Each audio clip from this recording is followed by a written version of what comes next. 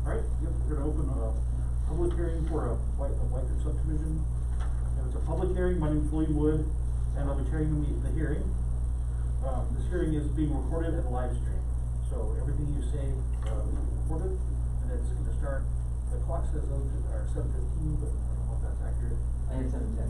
Alright, so we'll call it 7:10, and I'll now open the public hearing on, sub 0120.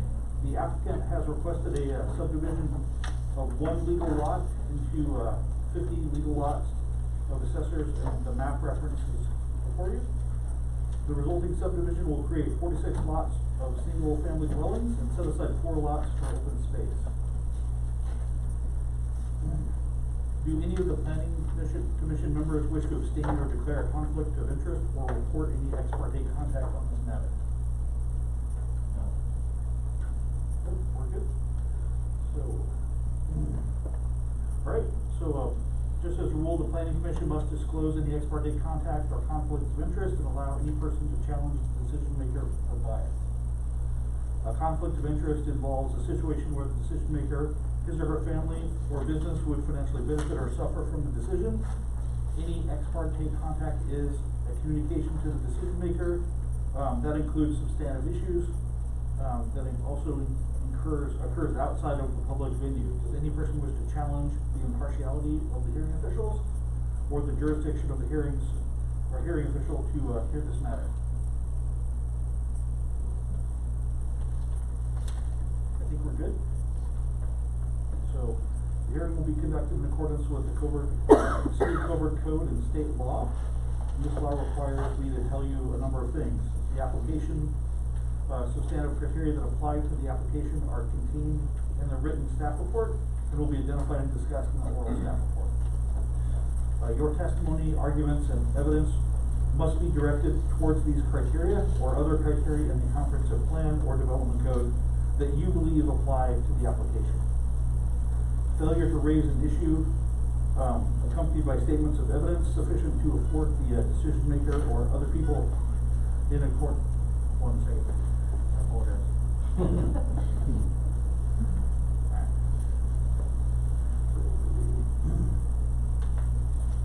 Alright, I'll just start off with failure to raise an issue accompanied by statements of evidence sufficient to afford the decision maker or other people an opportunity to respond may preclude appeal of the decision on this application based on that issue. To the applicant, failure to raise constitutional or other issues related to the proposed conditions of approval with sufficient specificity to allow the city to respond to the issue precludes an action for damages in circuit court. The following procedures will be used for this hearing. We'll have the staff report, then we'll have the applicant's presentation, and then y'all's public testimony. The staff that provides response to the testimony. We'll have an applicant rebuttal, then the planning commission questions of staff or applicant, and then we'll close the hearing on the record, and then the commission will deliberate and then make a decision. So, Jeff, staff report. Thank you, Chair Wood. This is, as the Chair stated, a public hearing for subdivision 0120. Property owner and applicant, Bruce Whitener Custom Homes Incorporated. The applicable criteria are the district regulations, traditional residential, and the supplementary district regulations, which include all regulations for all districts, and also the land divisions, Article 12, regulations of the Code Zoning Code, all for the Zoning Code A200I. This request would result in the subdivision of a lot which would create 46 single-family lots for single-family dwellings. Total subdivisions for 50 legal lots, those extra 4 or for set aside for open space. The lot itself is currently partially within the city limits. 3 acres of it, 3 roughly acres, I don't know if it's outside of our city limits, is in Lane County, but they have applied for a partition at the city limits subsequently with this application as well. And they just got word today from the Lane County that they approved that partition. Let's see here. issues identified. One is the street connections to the site are the paving width and condition of the street are not up to a standard that would allow this sort of traffic, additional traffic, already traffic. And that was identified early on in the process. And as part of the conditions of approval, the applicant would be required to make off-site improvements to the streets.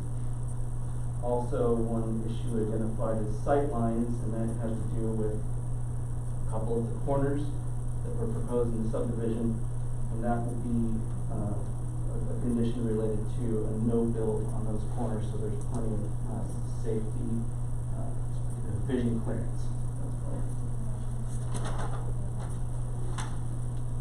So the recommendation from staff is to approve the subdivision with the following conditions. I'm not going to go through every single criteria, just what the conditions are of approval. One of the conditions which seems like it's met is prior to the final plat approval, the applicant shall obtain a partition approval with at the city boundary from Lane County. One of the other conditions which is common in a subdivision is the design and specific details of public streets and city infrastructure, which includes wastewater, water, stormwater, will be reviewed separately under a public improvement review process. And all the connection points and details and other criteria will be subject to our public works standards. Third condition is related to the sight line. The site plan shall, there's two options, either be adjusted to accommodate this line of sight for stopping distance within the public right of way, or permanent no-build easement shall be placed on the final plat in these located sites to prohibit building within that site. Condition 4 is part of the public improvement process, described in condition 2. The applicant shall improve the off-site roadway access points to a minimum of 2 vehicle access lanes, or at least to fire access lane standards and requirements. Improvements shall include, but not be limited to, pavement widening, pavement on-street parking restrictions. And then, as a note from Public Fire, Rural Fire, they sent along their minimum requirements.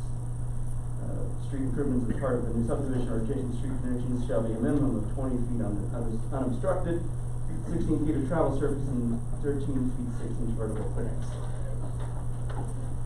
Those are the conditions of approval. There, as part of the staff report, there were, I don't know how many, I think 6 or 7 written comments received before. The staff report was done last Wednesday, just for the audience's information. There's a certain amount, maybe equal, written comments that were received afterwards, and those were available on the way in, and the planning commissioners have received those as well. But as far as responding to the general concerns of, because there was a general theme from the written comments, some of the concerns were about other access to the site besides the 2 streets, North Coleman and North Skinner. And the other streets that were mentioned were looked at as possibilities early on, but it's private property and there's not a connection there that can be made for this site on East Van Dyne or East Mason Street. Also, there was some concern based upon the map that was sent out in the notification, I believe, that the part of the parcel that's actually outside the city limits, it's in the county, connects over to North Willamette and North Harrison. We can't make any connection there because it's in the county, although that would be ideal, of course. But there won't be any connection for improvements there. Some of the other concerns were related to just increased traffic on sort of local slow streets, I'll call them. And so that, I don't have any general comments related to that. That's all covered in the code. So I don't really have any response to that. There are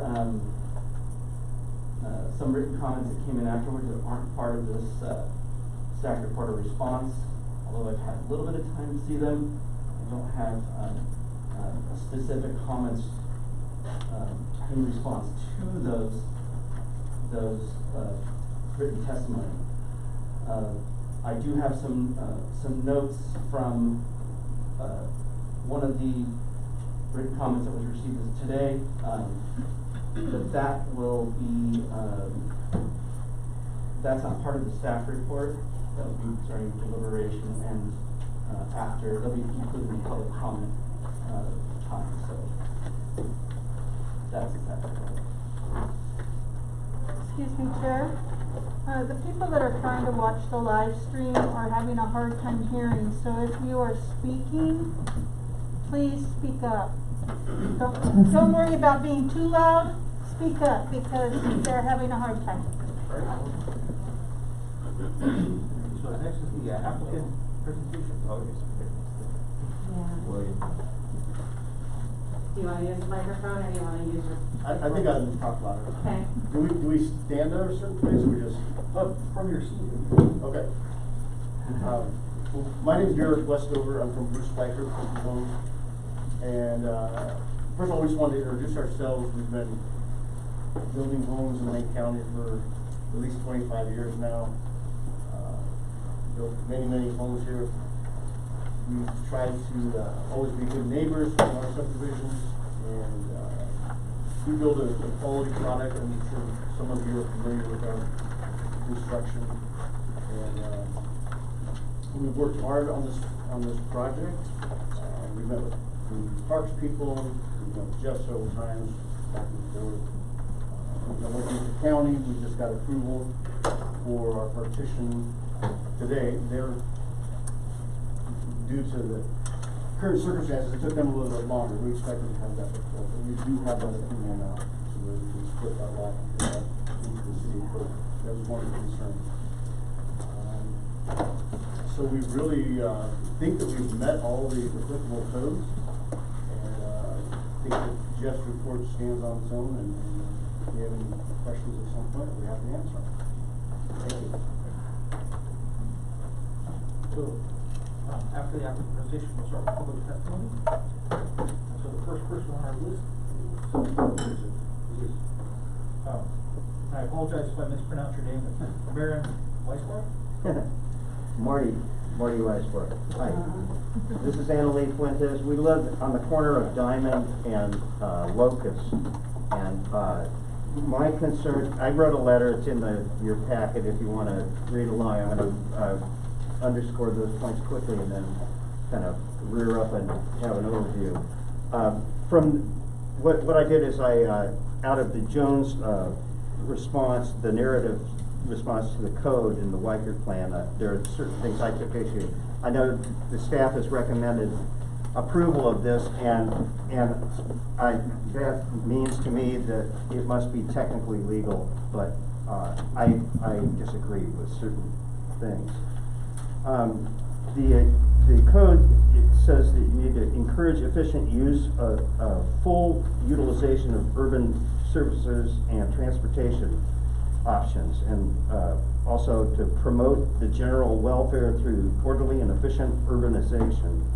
Also to provide for adequate transportation. So we feel strongly that having only 2 collector streets feed these 40-odd households is really inadequate, and particularly because one of the access, Coleman, is buried in a neighborhood that people are going to have to go through a couple stop signs. Almost all the traffic is going to come off of this main drag, off of Willamette, down Locust into Skinner. We're going to have 80 or 90 cars a day going through our little neighborhood. Or more. So I'm really concerned about that. This is going to drastically degrade our neighborhood, which is a very quiet neighborhood. This morning we went out and parked cars on those 2 slots, put up 2 cones 20 feet from each other so we could see how much room there was on a 20-foot wide road. We have two small vehicles. Anybody with a stroller or a dog would be dead on that road. And you know, it's just not enough access. There's no sidewalks, you know, we're. So it obviously doesn't promote general welfare. It's gonna drastically change the neighborhood and very negatively. I think if this plan goes through in some form, it's gonna require drastic speed limits, because those roads are narrow. Well, I mean, let's say there's an antique fair and Locust is blocked off, so everybody's gonna come down Skinner to get to their development? I mean, that's crazy. In the code, it says that the potential street right-of-way alignments need to serve future development. And I don't think that the alignment of the streets serves future development. Additional feeder streets are needed. And now, the status of Macy and Van Dyne, I understand, were explored. I would request that the Planning Commission request the developer to reinvestigate that. Because, really, having two buried streets for a big subdivision like that go through our little neighborhood is gonna just wreck it. I mean, you don't have to follow the technicalities of it to realize it's gonna degrade the neighborhood. We've lived here 20 years, and this is just a stunning development. Go ahead.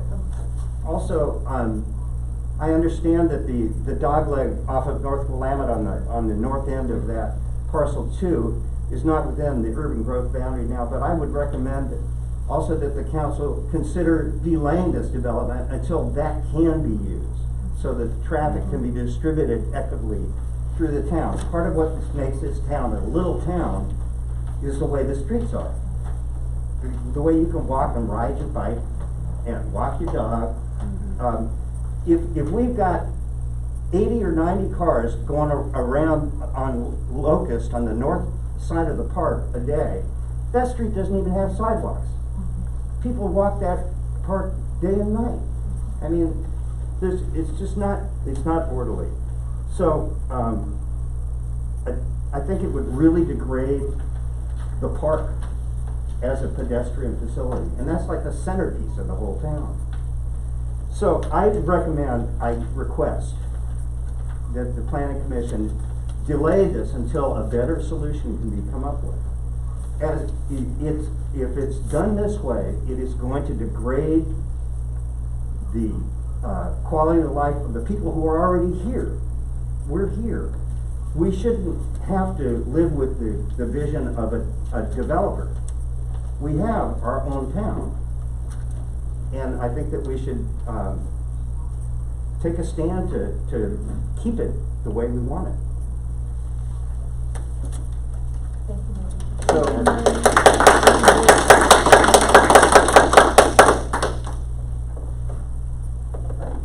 Thank you for your testimony. Kathy Hubert, next. Is it okay if I stand up? Thank you. So, and I have brought along this additional, my comments in writing here for the record, and I have extra copies if people want to have them all. I'm going to speak to those comments, but those are longer than this, because I want to keep my 5 minutes. So, I live at 32703 East Locust Street here in Coburg. My name is Kathy Engelbrechtsen, and written testimony has identified several objective and specific reasons that would lead a reasonable person to conclude that the application as presented does not meet all the criteria in Coburg's planning code.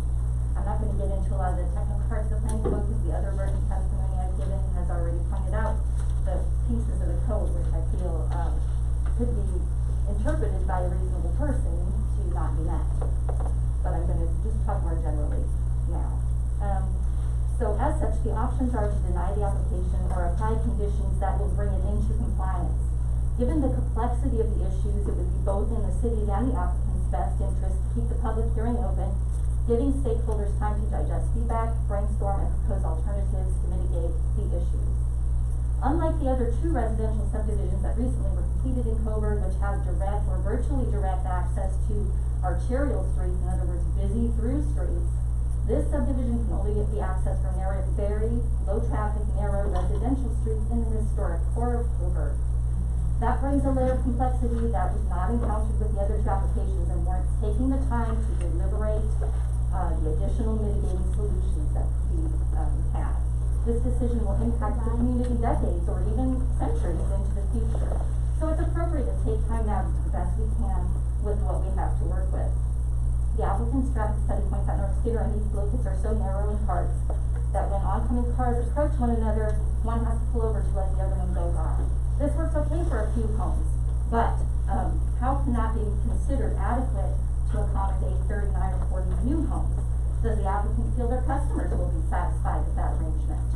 The planning commission can simply deny the application outright, and it would be up to the applicant to go back to the drawing board, but I think with some creative thinking, the applicant could improve their proposal to better fulfill the requirements.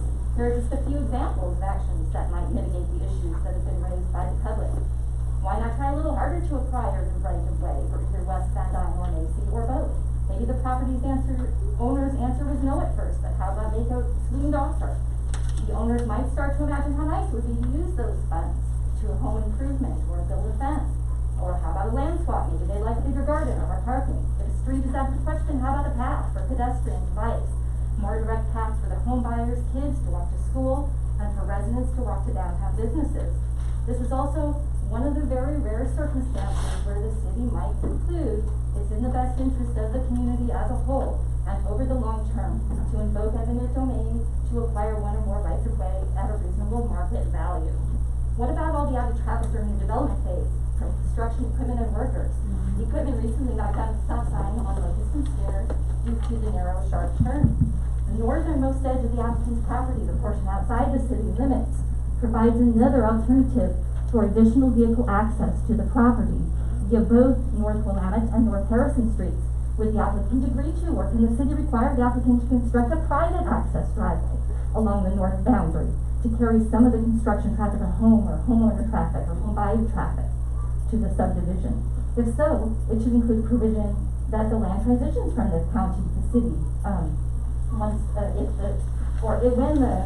if the land transitions from the county to the city, the private lane could convert to a city street. This could mitigate some of the overall short and longer term traffic concerns. A lane here could be seen as another amenity from the home buyer's point of view. Besides that, anyone wishing to later develop the north part of the property will surely want a road there, and the city would surely require it at that point as well. People love Coburg. It's like stepping back in time. We have a lot to lose, and that's why citizens are so passionate about this. Developers often do the bare minimum to preserve profit margin, which is understandable. But imagine developing a neighborhood home buyers could get choked up about when they talk about it, just like they do with historic Coburg. That kind of customer response is a marketer's wildest dream. It doesn't have to be just a subdivision. In Coburg, it has the potential to be one of Wycliffe Homes' crowning achievements. All you have to do is simulate what's already here. You know it's a success when people say, oh, it looks like it's always been here. So what does Coburg have that's so special? When it comes to streets and traffic, sorry, out of time? Time. Shoot, okay. Well, I had a good point at the end, but please read the comments in the packet. And I need to ask anybody that speaks after her to use the microphone because they cannot hear on the stream.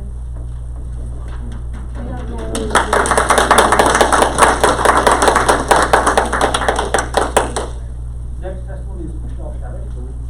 I'm here just to listen. Okay. I did not sign up to speak tonight. Okay. Stan Brooks. I didn't sign up to speak. I do have one thing I'd like to say since I have time. Oh, sorry. Okay. All right. Well, this is called marriage. Quit moving. So what does Coburg have that's so special? When it comes to streets and traffic, the historical residential core of Coburg has a traditional street grid, short, narrow blocks with many intersections, making the web-like network, the dispersed vehicle traffic so you don't end up with as many busy as many busy streets. Residents love to walk and ride bikes in the streets. It's like living in a giant park with a whole lot of pathways. It is one of the things home buyers will have in mind when shopping for homes in Coburg, to fit in, extend the grid. The one thing that came to mind to me is the Willamette entrance would be the cure for this. And if, we can take that over, I mean, they've got an exception from the county already to build into the county land. Why not get another exception to build a road that's gonna work for the people that live there? Fire trucks, ambulances, emergency things. I live right on the corner of Locust and Skinner, and I can already tell you, just having one extra house there has increased our traffic a bit. Having 40 extra houses there is unreasonable. I don't see how anybody could stand on Skinner Street, look down the road and say, oh yeah, we can stretch this out an extra. Well, just measured it, it's 12 feet, so 4 foot on either side.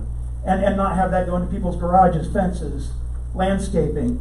How are you gonna do that? It just doesn't make sense. I sat out there with the measuring tape today. There's no way you're gonna do that without cutting into people's actual property that has been there for, in our case, our house is 100 and something years old.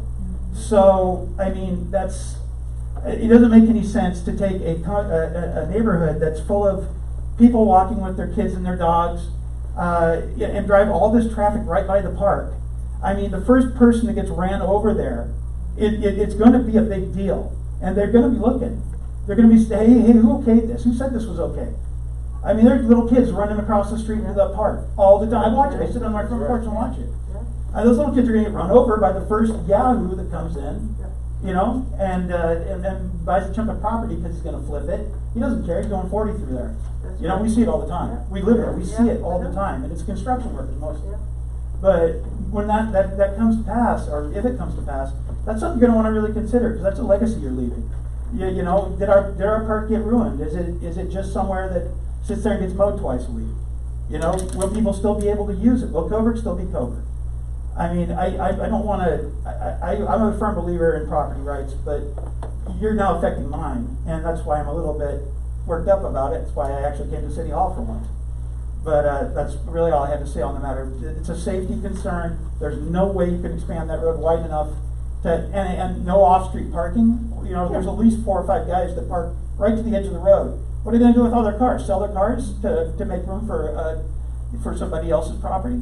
But yeah, I don't know. That's just my 2 bits on it, and I'm done.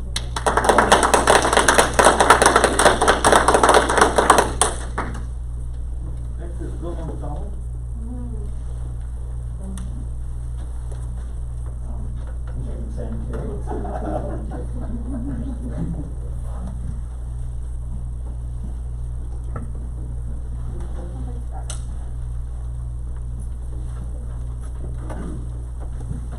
My comments aren't very technical or long, but I've lived in Coburg for 20 years.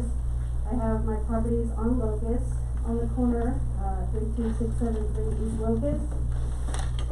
And so I just put together a statement here. So Coburg is worthy of preservation in every way because Coburg has an incredibly unique aesthetic in how it looks and feels and moves depending on the season.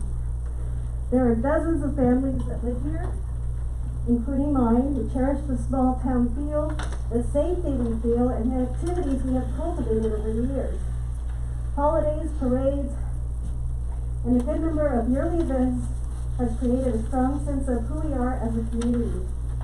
We enjoy and care for our families, neighbors, and friends who live here. I have lived in Coburg for 20 years and hope to grow old here in Coburg. There have been many changes, some are positive, adding to the enjoyment of living here, but now the idea of increased traffic around the normal Pfeiffer Park and the impact the proposed development would make on our quaint town is very disconcerting. Please take your time in deciding the best for Coburg and everyone concerned now and in the future. Thank you.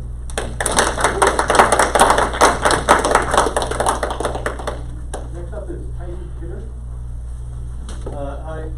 I live, I guess I need to use the microphone here. Thank you. My name's Tyson Kidder. I live on North Skinner. However, if you look down Locust Street, our lot it dead ends right into our lot. So all day long, we see that passageway coming from North Skinner in that corner that'll have to be dealt with. Now, there are kids on it constantly. And like the other folks have said, with increased traffic, there could be somebody blowing through there. Well, everyone that lives there right now with all those kids, we know the kids are there. Like, we care about these kids. We see all of the older folks that stroll around that park right there. And, you know, if there is going to be some sort of access on Skinner, I would suggest that provide these folks in the subdivision the same thing that we have. We have pedestrian access to downtown, like all of Main Street and the park. We'll retain it the way it should be. I talked to the fire department the other day when I was doing some stuff, and I talked to the chief. I'm like, hey, you know, is there? I mean, I know they're separate from the city. I understand that, and there may be something that prohibits this from the city code. But he's like, there's no problem with one access in this subdivision. It doesn't matter to us. But that brings up that other point of the north access to the site too. Like, I'm imagining that there's going to be a lot more kids in this area that move into a development like this. And that north access, I mean, all those kids going to school, it makes tons more sense to go north. And it dumps them out right by the fire station. So I mean, honestly, like, that's the only, in my opinion, that seems like the only place that really makes sense. I mean, why divert all these people to these established neighborhoods and affecting these people, like the other folks have said, have been there for a very long time. And there's a reason that we all live where we do. It's because it's quiet, because of the character of the neighborhood, because of the park, because we can walk everywhere and we don't have to worry about, you know, a million cars. When I was like 30-some years ago, my family's lived within 10 miles of this for 4 generations. 30 years ago, when I was a kid in Ferry Street Bridge area, I mean, I was riding dirt bikes through the neighborhood. I mean, that's what I want. I want something like that. That's why we live here, is not because we were riding dirt bikes in the neighborhood, but because it's you know, it's more of a rural community. And so if we can retain at least the character of the park and the way that people are using it now, without crowding people in these streets, that it'll create an unusable avenue down North Skinner. I mean, just the improvement around that corner, that's one thing, and blowing past the park, but folks aren't gonna just be on there, they're gonna go all the way down North Skinner. Mm-hmm. And like folks are saying, you have to pull over for somebody to get past you now. I mean, it's gonna be deadlocked through there, it'd be awful. So anyway, all these considerations make sense to me. I just came to support my fellow neighbors, and thanks for your time. All right.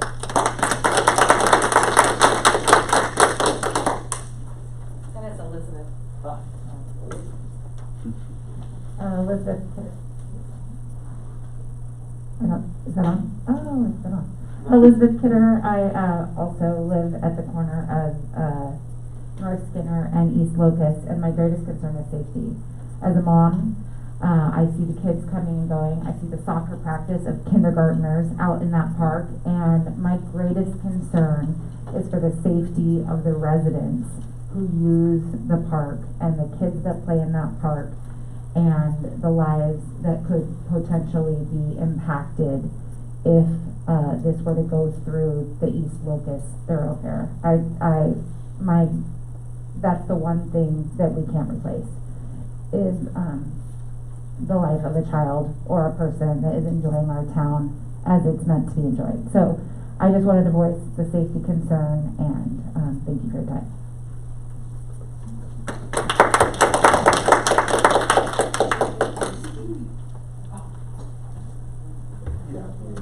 We're just here to support our neighbors. Okay, great. So, is everybody in here that was signed up to speak gotten a chance to speak? No? Okay. So, my list kind of changed as we brought more people in. I have 5 people out there that need to come in to speak. Sure. Okay, we'll start out. Yes. Just leave it there. Thank you very much, yeah. And it is being streamed live, and they have Thank it out you. there, it's a little hard to hear, but better recording. But you can watch on Thanks, sir. Yes, please hear your people. Yes, it will be on there. Like Jeff Brown's calling, thank you.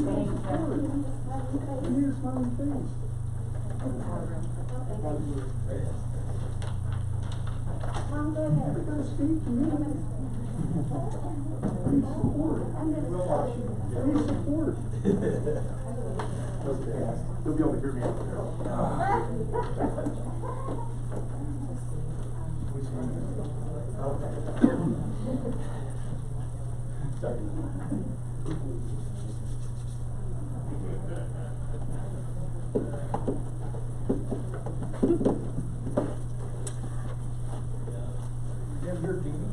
Yes, Are you ready to speak? Hello.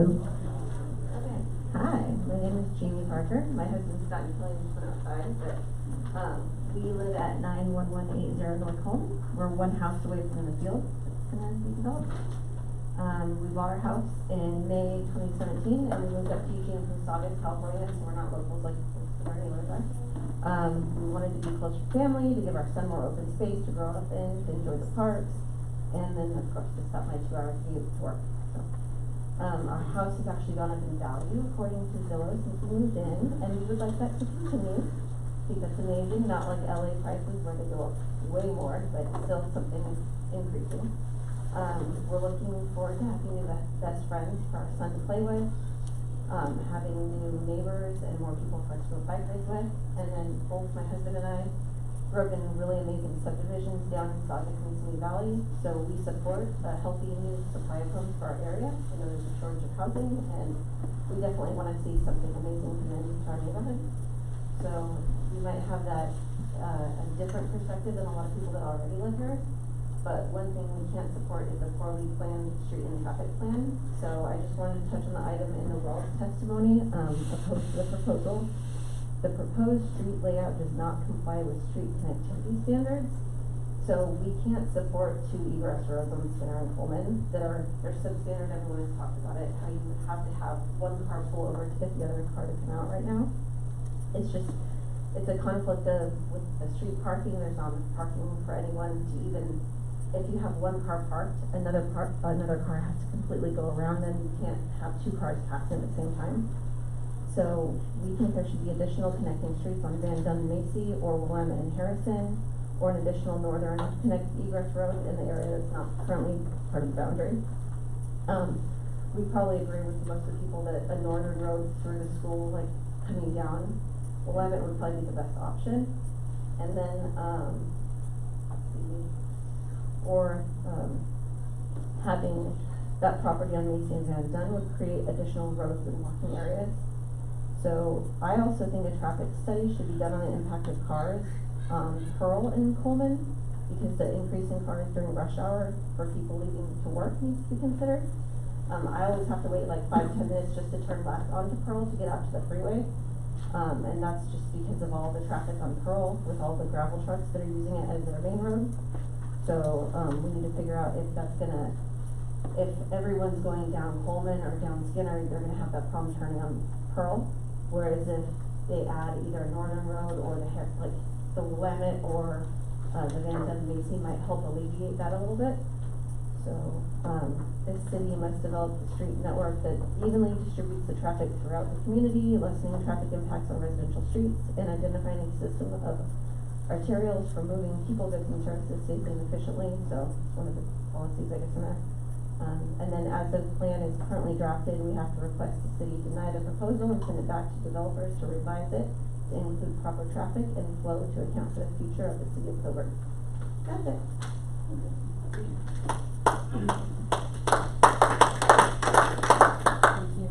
Next, Claire Smith.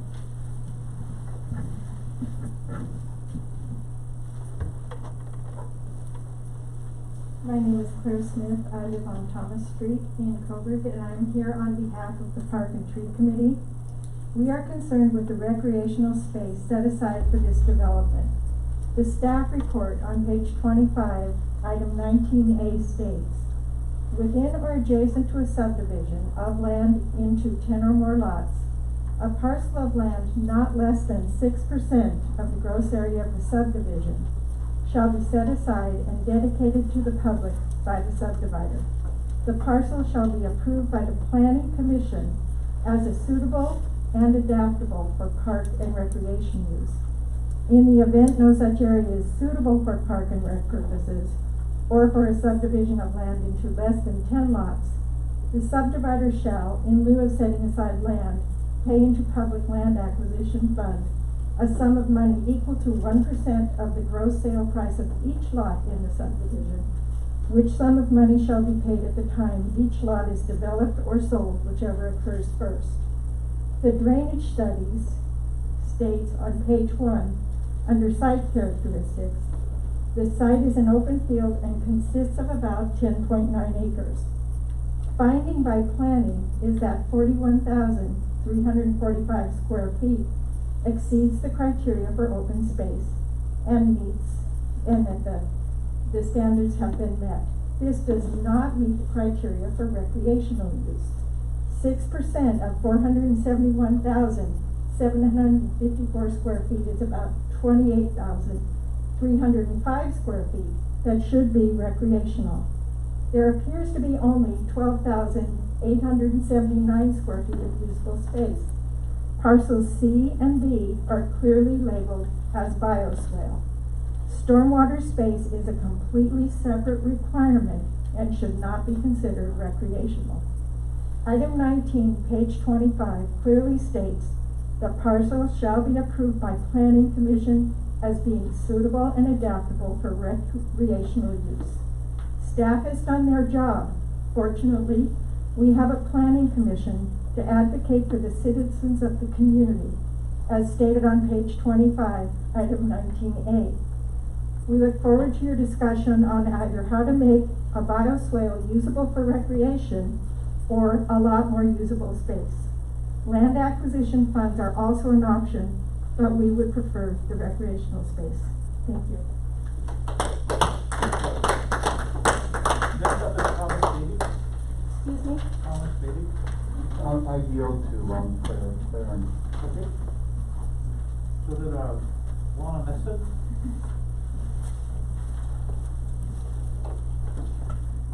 Thank you. My name is Lana Meston. As a member of the Coburg Parks and Tree Committee, I have concerns about 3 of the separate parcels designated as open space. Tracks A, B, and C appear to be associated with drainage systems and detention pond outflow to Muddy Creek along the north property line. These tracks will not provide an opportunity to create usable open space for families in this community, as provided by the Parks and Open Space Master Plan. The quality of usable parks and open space design is equally important. Thank you, and I yield the remaining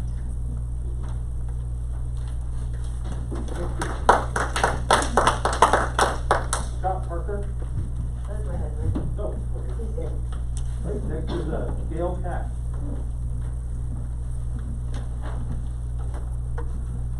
Hi, I'm Dale Cast. I live at 32687 East Locust Street. I'm also the owner of Cast Construction. I've built, I think, 15 houses here in town. And I want to thank Ann and Jeff and Sammy back there. They're awesome around here to work with. There's 6 volunteers sitting up here on the Planning Commission. Thank you so much for your time. You do a lot of great things for Coburg. I'm going to reference back to 4 years ago. I came into this office and met with the city planner back then. And I sat here with this piece of paper with her, and we went over all the vacant lots in Coburg and the vacant land in Coburg. And she helped me troubleshoot which ones are buildable and which ones are not buildable. And I talked to her about this Schweikert subdivision, this piece of land here, and asked her who the name of owned it, because I'd like to pursue possibly purchasing it. And she gave me the name of it and stuff. And she says, but Dale, it won't do you any good. That piece of land is landlocked. It's undevelopable. So what happened in the last 4 years when I talked to the city about purchasing that piece of land, and now all of a sudden that piece of land is available to build on? where 4 years ago it was landlocked. So I'm not getting the correct information from the city of Coburg, or there's been a code change in the last 4 years that I'm not aware of. So that is my major issue right there, is I brought this up 4 years ago, and 4 years later, and all of a sudden we're sitting here with a Whiteford subdivision, we're talking about the same thing that I already talked to the city planner about 4 years ago. So I'm kind of frustrated with that. Not that I could have ever got the piece of land, I don't have any idea if I had the connections or the assets to purchase it at that time, but at least at that time I talked to a city planner, and it's undevelopable, it's landlocked, can't build on it. So I don't even know why we're having this discussion today about being able to build on it. So, okay, the next question, the next thing I want to bring up is the livability of Coburg. I have had 2 houses on East Locust Street, and I had numerous people, as I'm sitting on the front porch, just pull up and say, wow, this East Locust Street, this is what Coburg is all about. People walking up and down the street, enjoying the parks, enjoying the little city of Coburg. It's just a great place to live. It's a great street right on the head of the park. Today I was sitting there on a sunny day, a young mother from down here in the Hatfield subdivision. She's got a new baby, she's pushing her stroller, she's walking 2 dogs, and there's a car coming from one direction and a car coming from the other direction. And everybody had to pause and maneuver, you know, with this lady walking down the street. I'm going, what is this going to be like if they somehow approve this with all these young families walking around the park with their strollers and their dogs and stuff? So the livability of Coburg is going to really change if somehow you approve this, which I don't see how you could, because 4 years ago you said it was undevelopable. So I don't know what's happened again in these last 4 years. And I didn't even talk in the microphone, I rattled so much.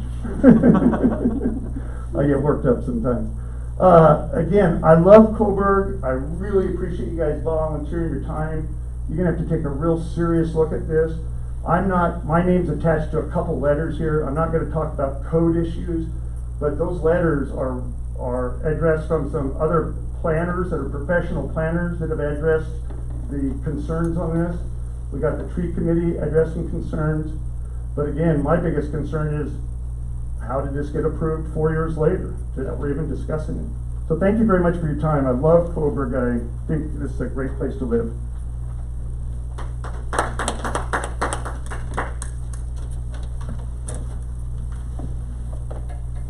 Next I have Brian Bale. Come here. Sigrid, are you gonna speak? I will be Brian. Okay, okay, that's fine. Right up there. Okay. So neither one of them. My name is Andrew Hughes. I just recently bought a home at 91173 North Skinner Street. One of the big reasons that I decided to purchase the home that I did is because of how quiet Coburg is. How quiet that dead end on North Skinner is. Being a younger guy, I also planned on having children in the home and being able to anticipate them to walk down to the park, to being able to safely walk down there. With the subdivision going in, it completely changes everything across the board. It completely changes the look of Coburg. It completely changes that side of the town. It also completely changes people's lifestyles and why they want to be a part of Coburg. And so, yeah, I'm just really here to support my neighbors as well and support this community. So, thank you.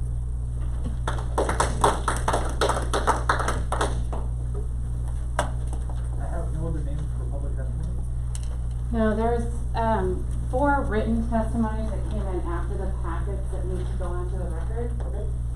So if you just would read maybe who they're from, just put them on the record. And then,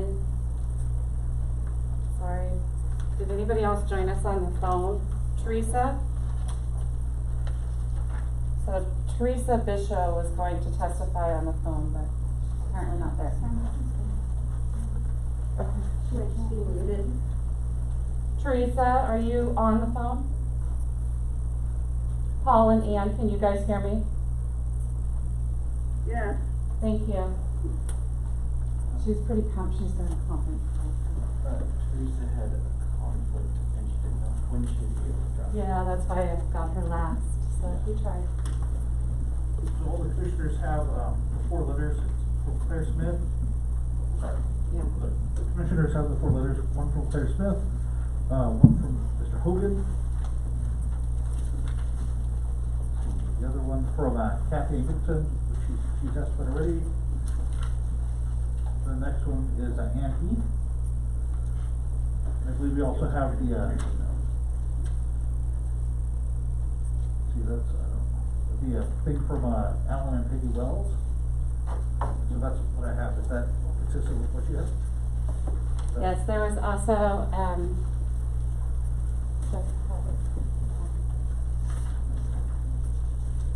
yeah, so an email correspondence with Councilor McConnell and the mayor with Kathy Engelbrechtson. Okay. Yes. And that's it. Yeah, we have that.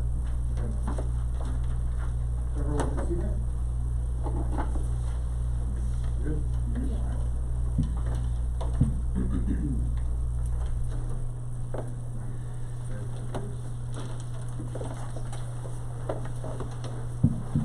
So we've concluded public testimony, and the staff can provide a response to the testimony.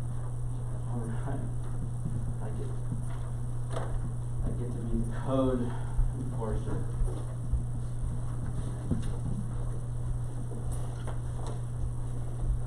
I did take a few general notes on some of the recurring themes and tried to catch everything that was mentioned. I'll just start with top of my list. Related to the north access that's been mentioned, which specifically would be North Willamette Street and North Harrison extending into, that's outside the city limits.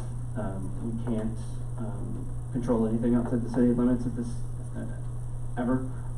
They can't build anything outside the city limits that has any road that has any access to an urban use. So anything inside the city is an urban use. So there's not a way for them to do anything like that. As far as when that might be able to be taken into the urban growth boundary, that's not something that is enforceable by our zoning code at all.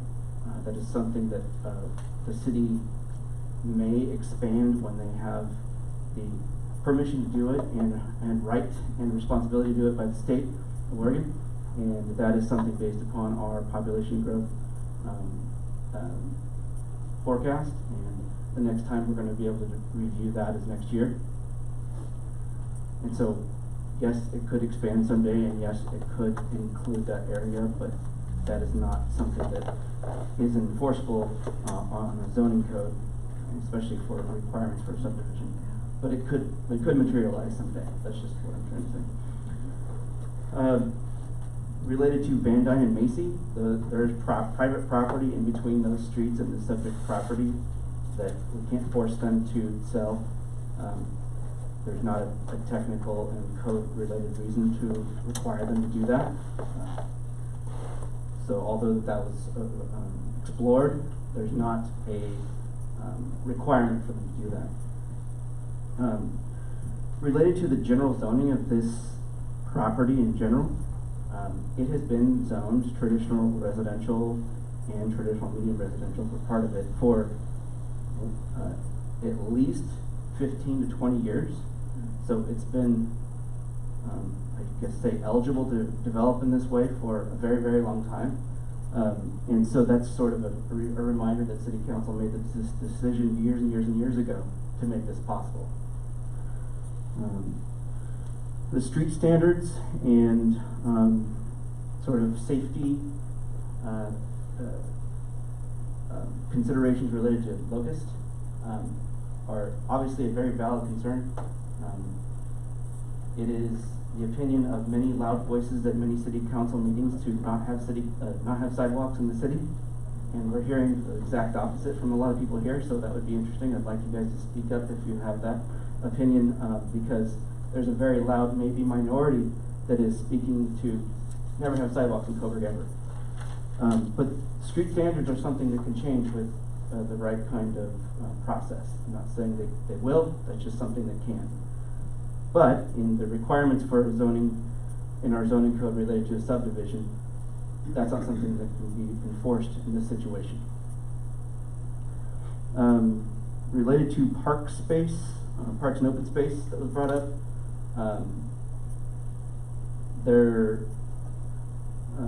the member of the committee brought up that the staff report reflects that the set-aside space is more than the required minimum. That's true. There is a pretty subjective point in there related to, I think it says, suitable and adaptable for park and recreation use.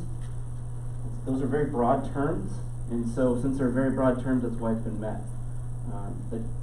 The parcels in question, I think they're B and C, the ones that are sort of linear on the north end, are at least partly going to be used for some stormwater management considerations. It doesn't mean that's the entirety of their use. There still could be some sort of amenity in those couple of lots.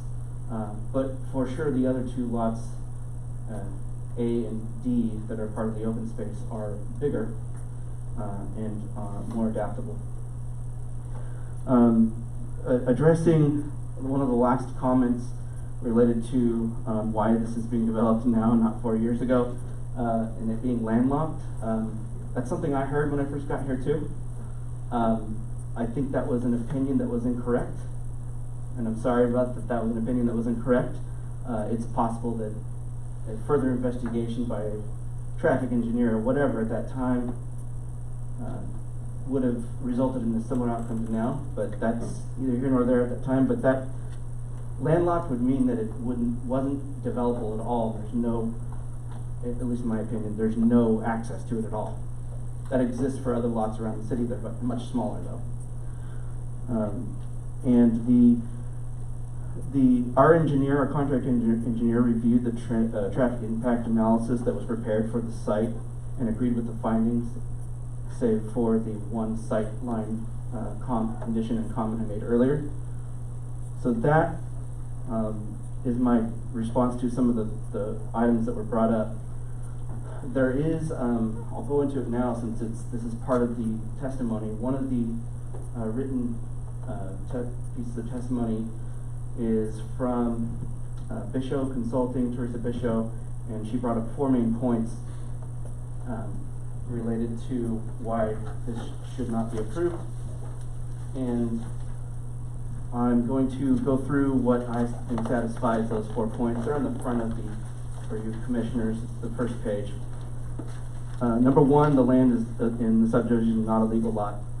And that's been satisfied with the approval that I just got today. I know it sounds convenient, but that's just when they finished it. Today from Lane County. They have partitioned that lot at the city limits line. The subdivision is not consistent with the Coburg Comprehensive Plan. One important point is the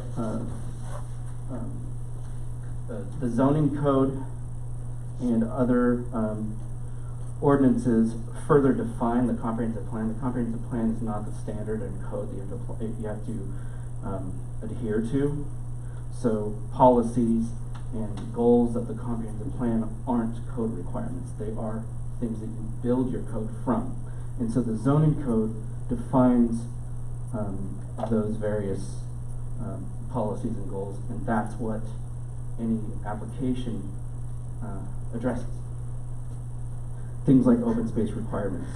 So she brought up the Parks and Open Space Master Plan having different kinds of connections and something like that. Those are goals. Zoning ordinances enforce those goals in a more detailed way. And so they meet those requirements according to the zoning code. There were some questions about the street standards and not being able to meet those standards, especially on North Skinner. First of all, for some reference, the right-of-way, which doesn't mean the paved area, the right-of-way in North Skinner from the intersection at Locust to where it takes the corner at Van Dyne is 30 feet wide. It's very narrow compared to a lot of streets in Coburg. The one on North Coleman is 50 feet wide.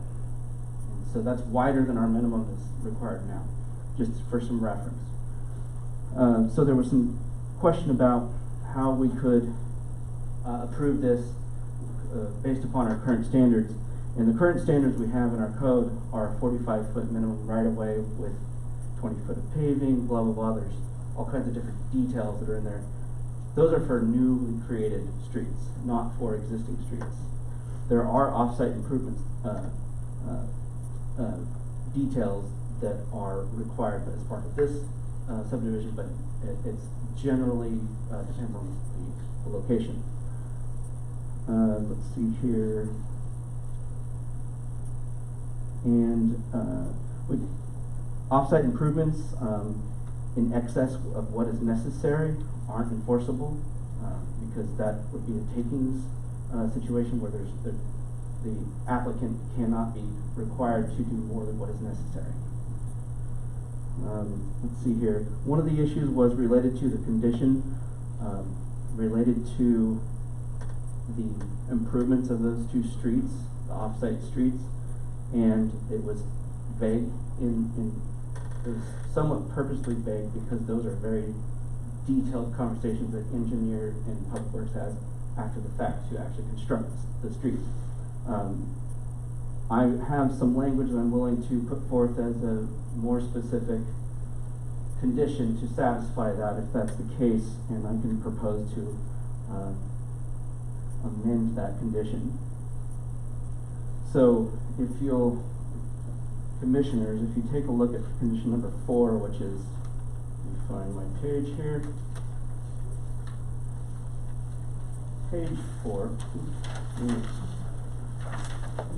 It currently reads, as part of the public improvements process, the applicant shall improve the offsite roadway access points to a minimum of 2 vehicle access lanes, or at least to fire access lane standards and requirements. Improvements shall include but not be limited to pavement widening, pavement on-street parking restrictions.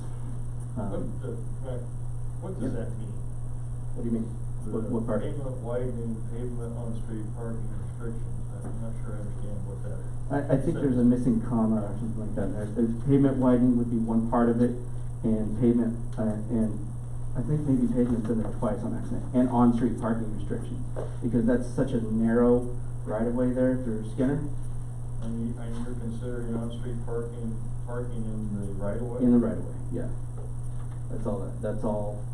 And some right-of-ways are much larger, especially if you see in the new subdivisions, there's actually cut out paved parking, which will be part of the new subdivision if there's one. But in older neighborhoods, there's no real cutout of parking. It's just sort of kind of off the road, as much as you can fit. Some people have gravel, some people have grass all the way up. It's a little bit different all around town. But technically, a lot of the right-of-ways are 60 feet around town, FYI. So that condition is a little vague on the exact clear and concise requirements. So I was proposing to amend that in a way that includes a paving width of 16 feet on North Skinner Street from the subject property to and through the intersection at East Locust Street, and North Coleman Street from the subject property to and through the intersection at Mill Street. And that only means they need to meet that. North Coleman Street most likely meets that all the way through right now. There might be a little bit on the north end that is not 16 feet wide, but that's all that would be. So they're held to the same exact standard. That's what I'm proposing to change that condition for to. And there's some question about the connectivity between the east and west by providing, there is no connectivity possible east and west in that subdivision because east of it is a creek and another subdivision and industrial lands, and west of it is another subdivision. That was the question in the particular comment from Bishop Consulting. Also, related to my first comment about the north access, should that materialize with the city taking that into urban growth boundary potentially someday, and then annexing, that would eventually provide the east and west connection to North Willamette and North Harrison. That is the end of my comments related to public testimony. So, applicant rebuttal. Will you use the microphone? Yes, please. I'm holding this like crazy if you would. I got some over here. Alright.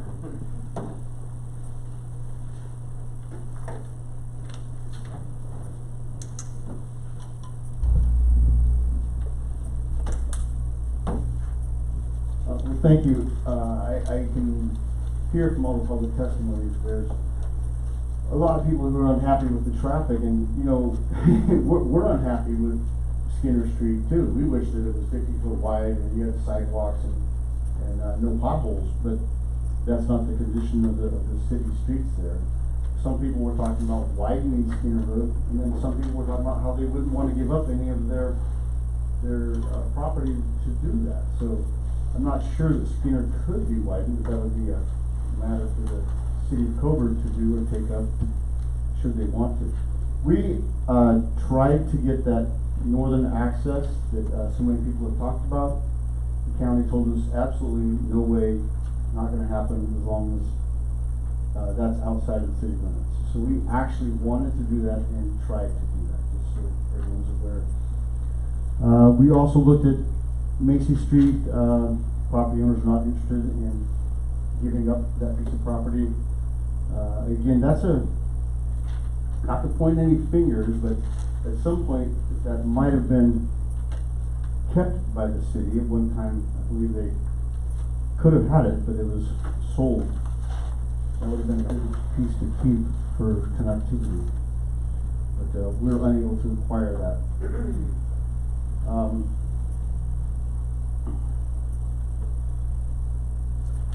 So that's all I can tell you on the streets. On track B and C, we tried to make those wide enough that we could have, we've got a very small storm drainage area there. We tried to make them wide enough so that walking paths could be installed along the road if need be, or want it to be for recreation use. I could see residents of our subdivision enjoying being able to walk along there and abutting the fields there as well. So we tried to come up with creative ideas on how to have open space that was usable. I think, you know, the main thing is the traffic, and every time we do a subdivision, it's the biggest concern. People are always worried about the traffic. And 40 houses sounds like a lot. And you have a traffic study, but it isn't that much traffic. It's not like there's 90 cars going all down there at one time.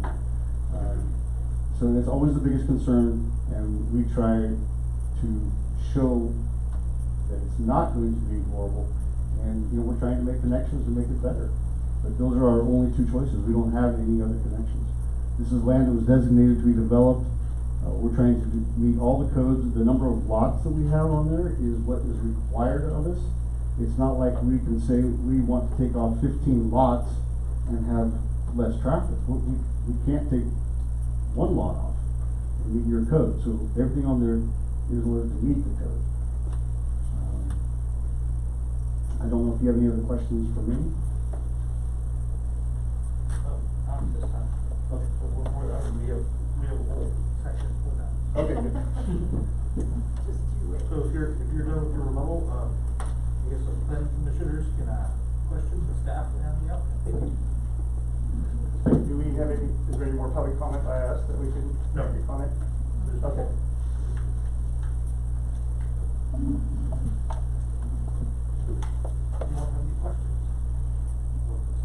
I have a basic question. Everybody keeps talking about 40.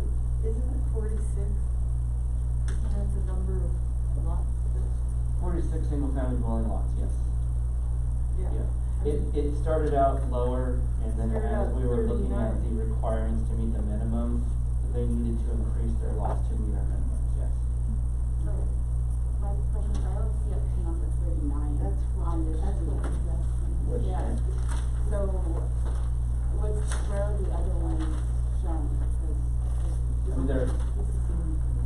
one, This one is dated June 9th, still in your packet, there were 46. Yeah. I think this is the only one that shows the 46 one. Only, that's the only map, though. I don't know what other map there is. There's one in the traffic study. Oh, the traffic study. The traffic study also has an amendment to it, which is the very next page, that speaks to the additional 7 lots. And really that's about analyzing the intersections and the additional trips that would be created by the 7 lots.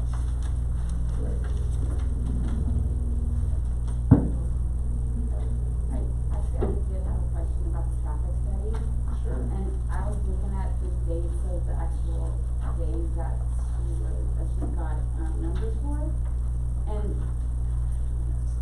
she got May 13th, she got May 13th through the 19th.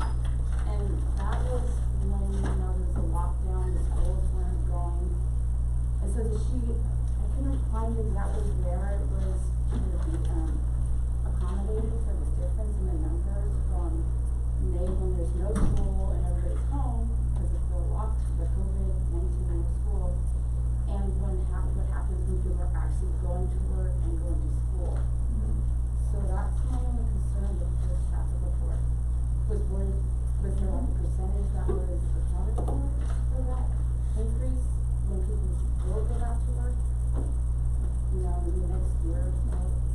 Pretty valid. I mean, it's mellow now, and I work from home, and I'm by the East Mackenzie, and traffic has slowed down because of it. So I was curious, was there like a multiplier that was added to it to accommodate the difference?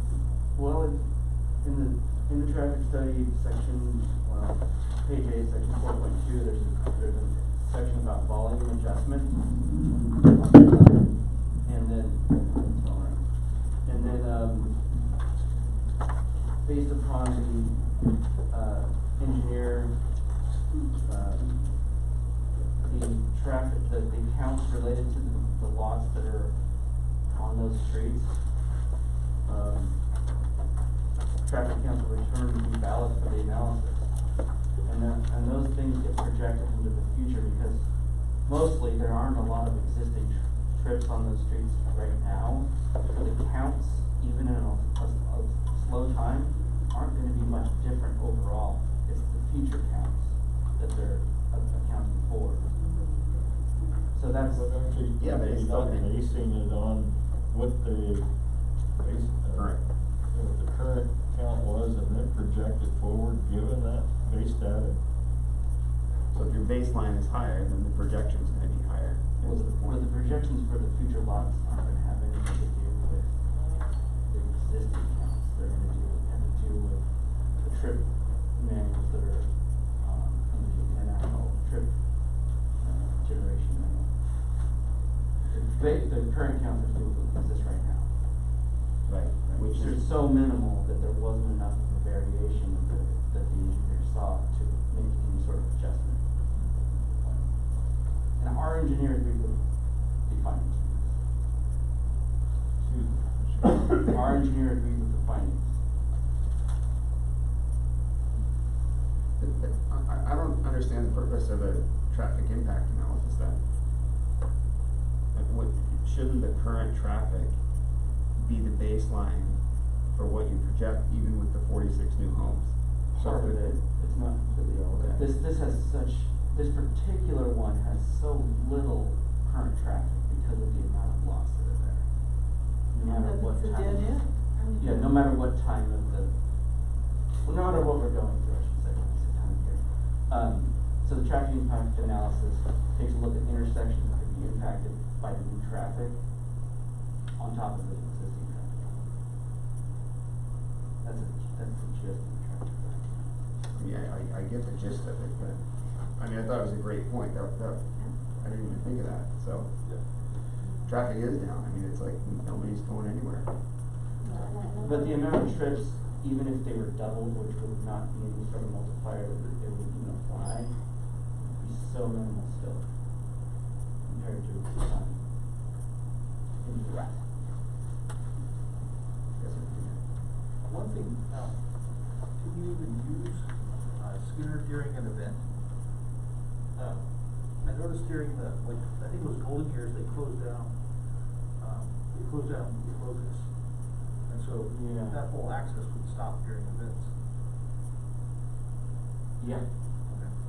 You can't plan for events, you plan for every day of the year. It was a point made by one of the people's public testimony. And That's a good point. I thought it was. But every part of Coburg deals with that for the events. Oh, of course. Yeah, yeah. But you're right, if East Locust is blocked, any of the streets, it does focus any trips onto a different street, you know, at right now.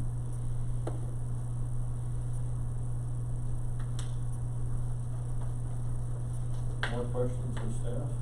Keep going. The transportation system plan that everything was never adopted, but we presented to the public and basically at an open house several years ago for the citizens to go over and review. What did it show for North Skinner and North Coleman? It showed them going through, actually, it's one of the, I think Bishop Consulting showed one of their, yeah, it's actually the back page. It showed them extending straight through. In fact, future alleys potentially as well. With a grid pattern, but this is why this is such a strange document, is because this was if we were gonna expand, and we didn't. That's why this is the window, but that wouldn't change the plan to extend the street through. It's the only way you develop that particular lot and the one over to the west as well. So that, I think what you said, I'm not sure, it showed those streets being extended? Yes, absolutely. What about Van Dyne and did it show those being tied together with, No. There's no connection in there.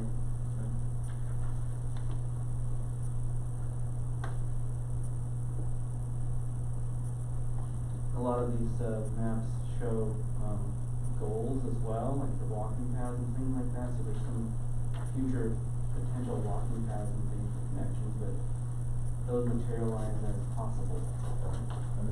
Yeah. But what was presented to the citizens showed those streets being extended? Definitely.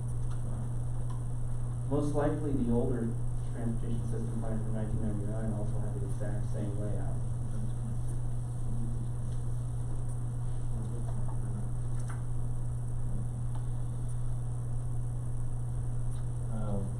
My other question was let's see,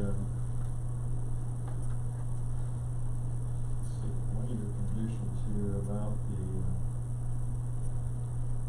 as part of the public improvements process, the applicant shall improve off-site roadway access points to a minimum of 2 vehicle access lanes. What does that include? What streets does that include? My proposal was to change that a little bit, that's the one I was talking about. It includes both, North Skinner and Coleman. But not Locust? No. Why? Because Skinner is in a condition that wouldn't allow, two-way traffic to go down. That was identified by our public works director and our engineer. Say that again. That was identified by our public works director and our engineer. That North Skinner could not be widened to accommodate. No, that it needed to be. Yes. But what about Locust? Locust was never a part of the conversation because it was not in the condition that Skinner is.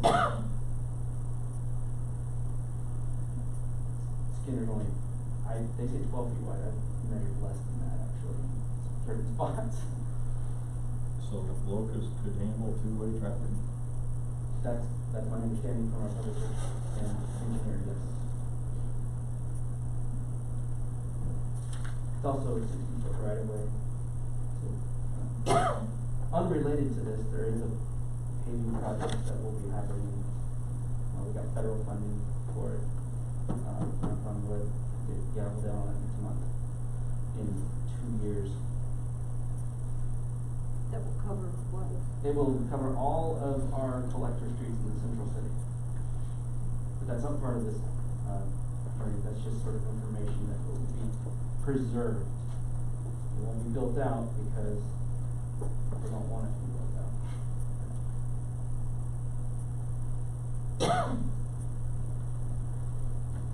Anyone have any more questions?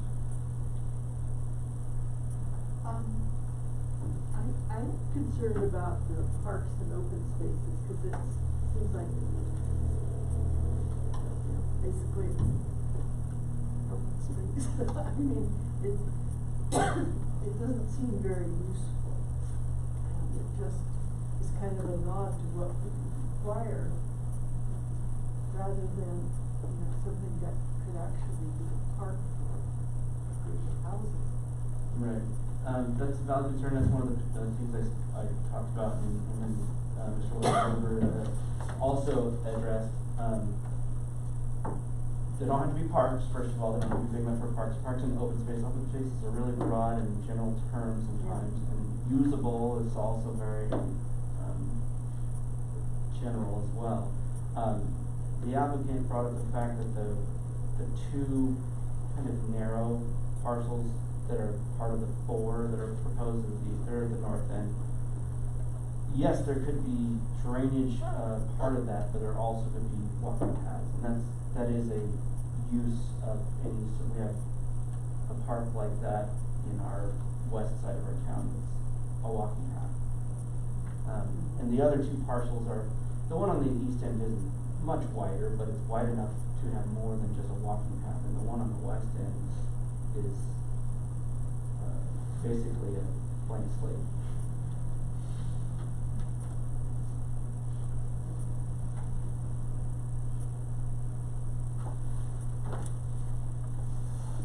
I have another question. So the Van Dunn, East Van Dunn, that street how it dead ends. So that we couldn't get, I don't know who addressed this. So we couldn't get a classification. We couldn't get that right of way to go through to East Van Dunn. Is that correct? Right. That was vacated by the city years and years and years ago. Okay. So. And that easement for the existing wastewater is still there?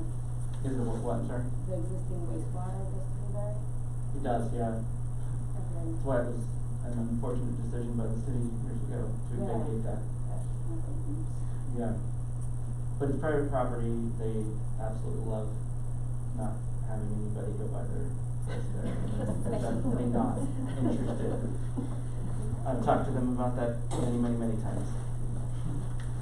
We did get a letter that referenced power lines and access for, city power to come through. Is that something that we need? I can speak to that. The one on the North Coleman area right there? Yes, we did receive a letter, and also I spoke to the gentleman on the phone. Sorry, I can't remember his name. Last name's Mar, I think. And he was concerned about Pacific Power not being able to access the power lines. We contacted Pacific Power, and they assured us that there was no issue. Whenever you're doing a subdivision, you have to get concurrences from the utility companies. So the utility companies are gonna come in and design how they want things designed, so that they can access their lines and serve the neighborhood. So Pacific Power is gonna be part of that conversation on how best to construct that, but they were okay with what's going on. And that lines up with in one of these conditions, and it referenced several times, the private engineering of the public improvements process. The utilities, the private utilities, are part of that public improvement process, because it just makes sense to include them at that time, because they're all built in at the same time. Our public works director and our engineer will make sure that there's an electrical plan and that sort of thing all at the same time, because the ground's only open once, basically. That is a valid concern, though, and I'm glad we looked at that, and that's something that they had been using just the field, you know, just because they could for 30 years or more maybe, to go look at a power line. And now there's gonna have to be a more specific detailed plan on how to access that. Without permission, I guess, but using that field. That's my point. Also, as part of that testing process, we will be looking at traffic components and how traffic coming down that street is gonna cascade down to the other streets.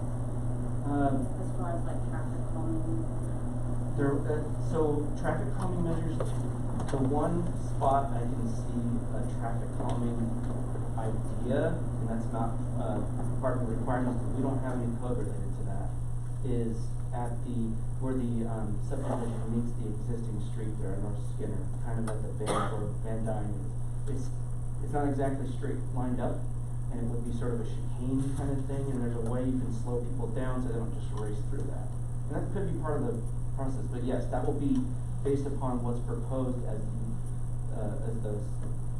Because they're going to pave to 20 feet in the subdivision, and they're going to have to match it up with existing streets of North Skinner and East Van Dyne. And so that's going to be a potentially wide area of paving, and traffic calming treatment could be really useful right there. But other places, no, that's completely off. Farther than that, no. This project improvement process, Yeah. is that open to the public? No, it's not. So there's no public input regarding that? No, that's this right here. Yeah.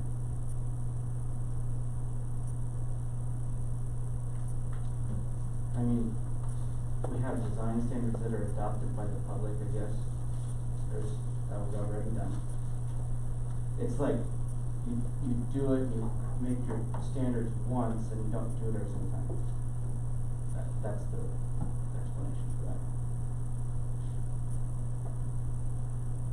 But you do, state right in there that you do modifications during that process. Well, it says right here, design of public streets and city utilities is reviewed separately under public improvement review process and is subject to modifications as determined through that process. So, what modifications you talking about?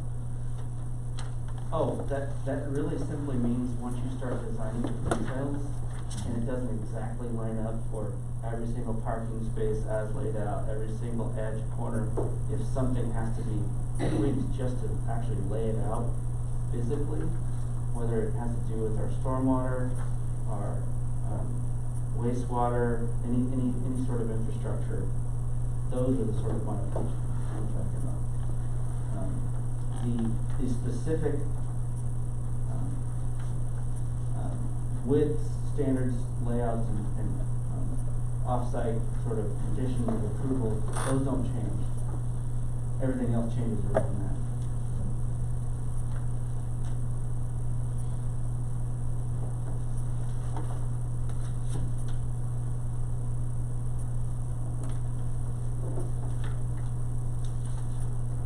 I saw in,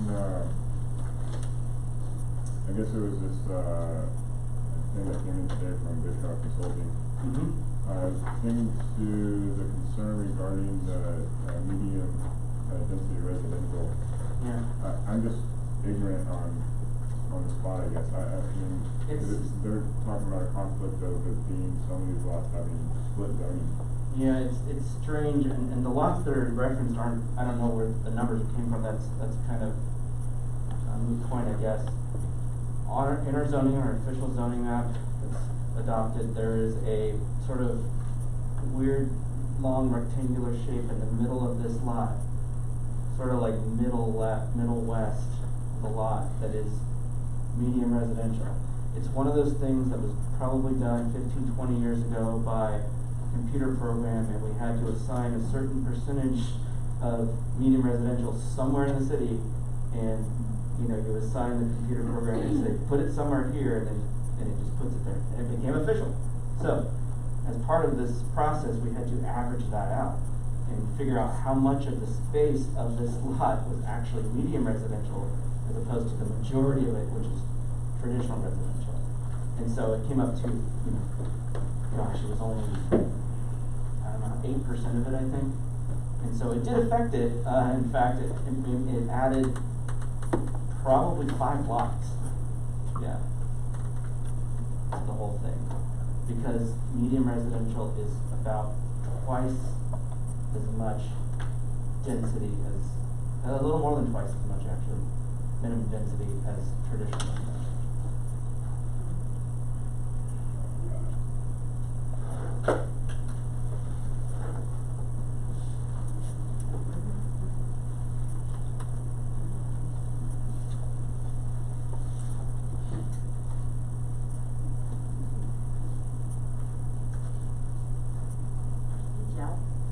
Just out of curiosity, how many homes were in that community homes development? 66. And to give you some size comparison, that development was probably about an acre larger than this. I think it was 11.7 or 8 or something like that.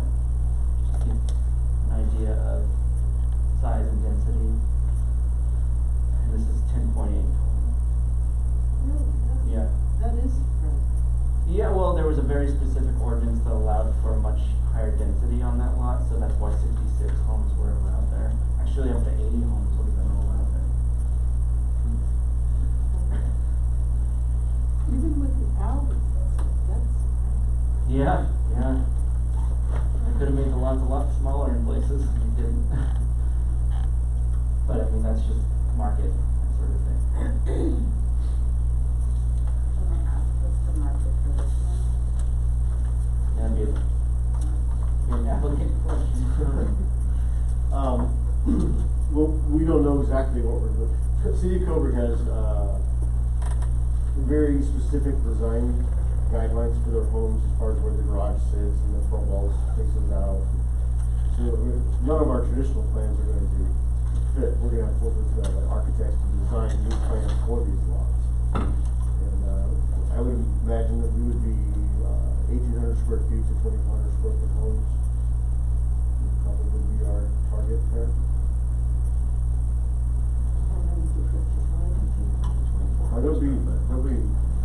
We don't have that number set. We're not like Hayden Homes kind of has like, you know, their 5 malls they're going to build it throughout the subdivision. We don't do that. We're really much more, you know, somebody comes to us with what they want built in their building. So these won't have that same stamped out. But they still comply with the design standards. Just to make sure of that. Unlike Hayden's.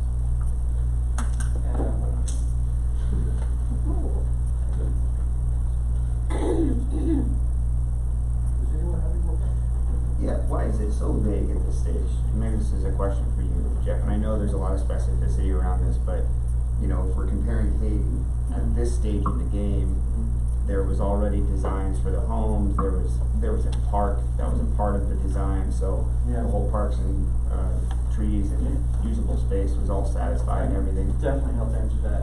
One has to do with the fact that it required a master plan, so they were required to come to city council for approval. It's approval by ordinance. And the other is just, they, because of early meetings, decided to bring that as just sort of an added, they didn't have to, basically. So they brought designs, and they also, you know, as applicants, they also had their sort of cookie cutter designs, right? Sure. You know? I understand that part. So that was part of why they did that. Yeah, I guess I'm, you know, since the concern that I heard that was like the most, I don't know, directed towards a code, per se, was the percentage of park space or whatever the term was. Yeah, parks and open space. Yeah, exactly. Yeah. And you're saying usable Yeah, is usable very for- vague yeah. on purpose, right? So that's honestly for me to either disagree with or agree with on whether or not the park the tract B and C are usable, right? So now it's up, you see now it's up for debate on my opinion or our opinion on is it usable or not. So it would have helped or would help to actually see where is this path gonna be or where is this park gonna be?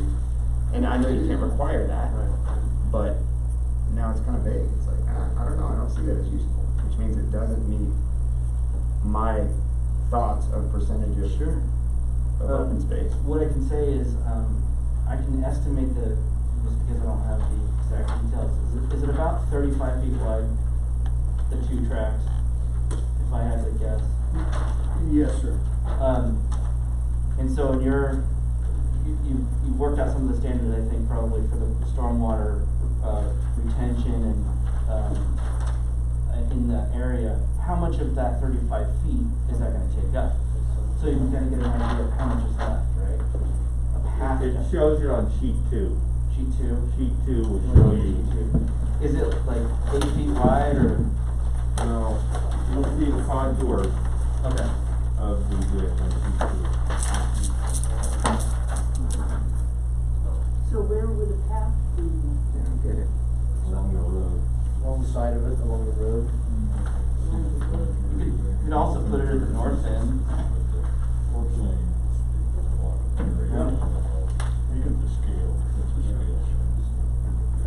Yeah, it's 50 feet. 50 feet.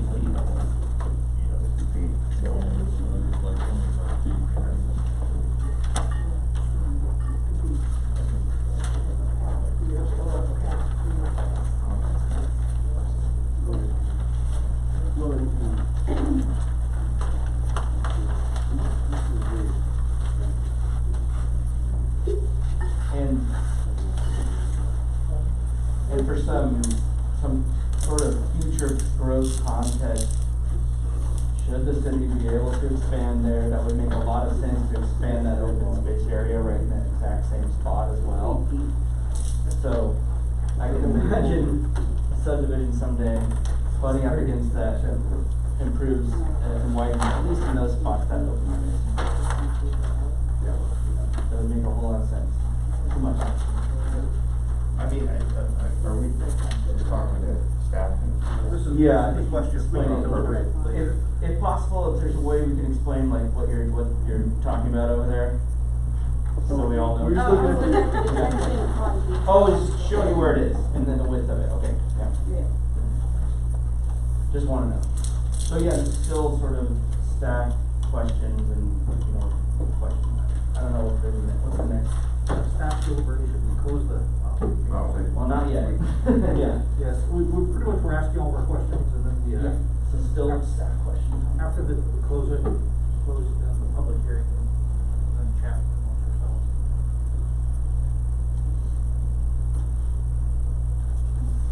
I don't have any more questions. I have no further questions. So as far as process goes, you've got your script and stuff there, but there's some things to consider. You can approve as amended, because I've already stated an amendment to condition 4. You can add further conditions. Those have to be based on code, criteria, approval criteria. You can deny, you have to come up with reasons to deny based on approval criteria.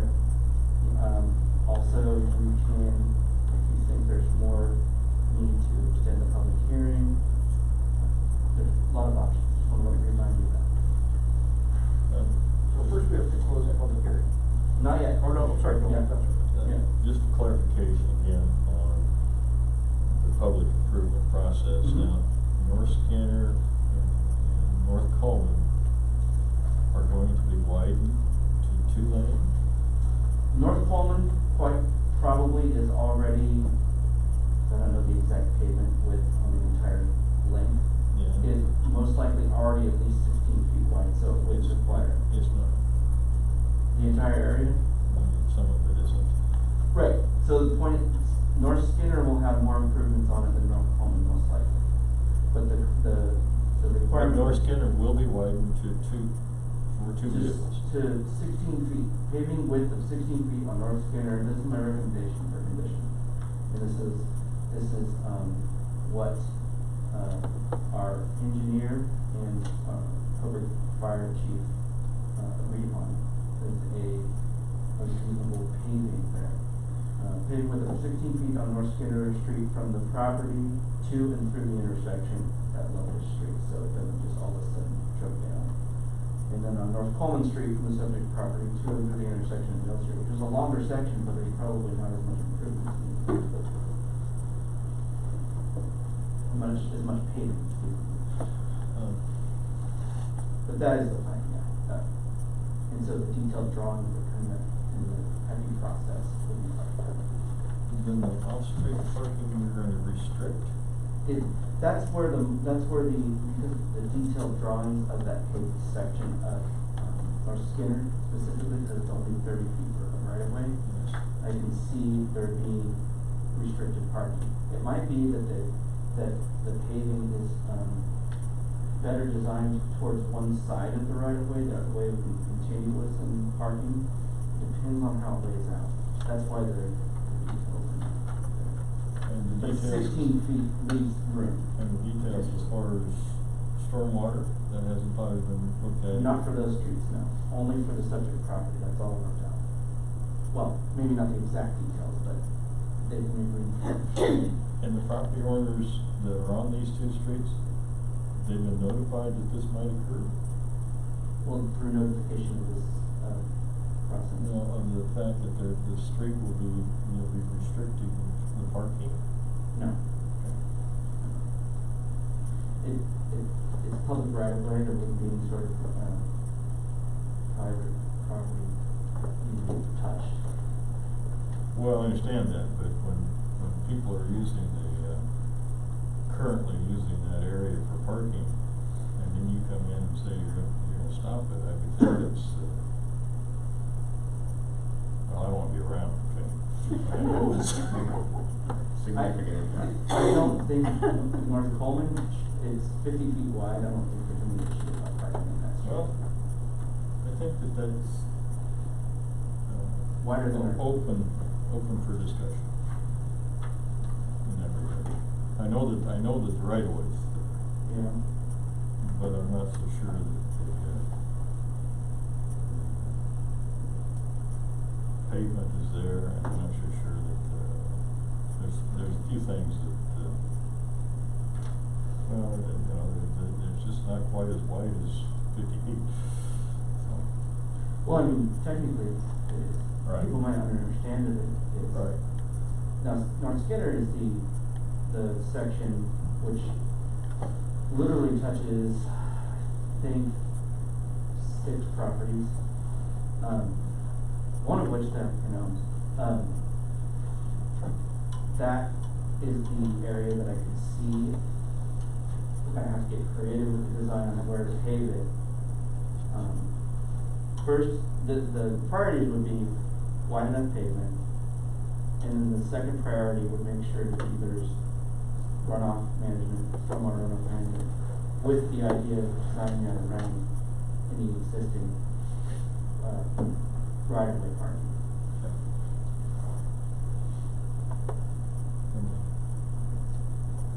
And since it's such a small right-of-way, we can't just say, plug our new street standards on there.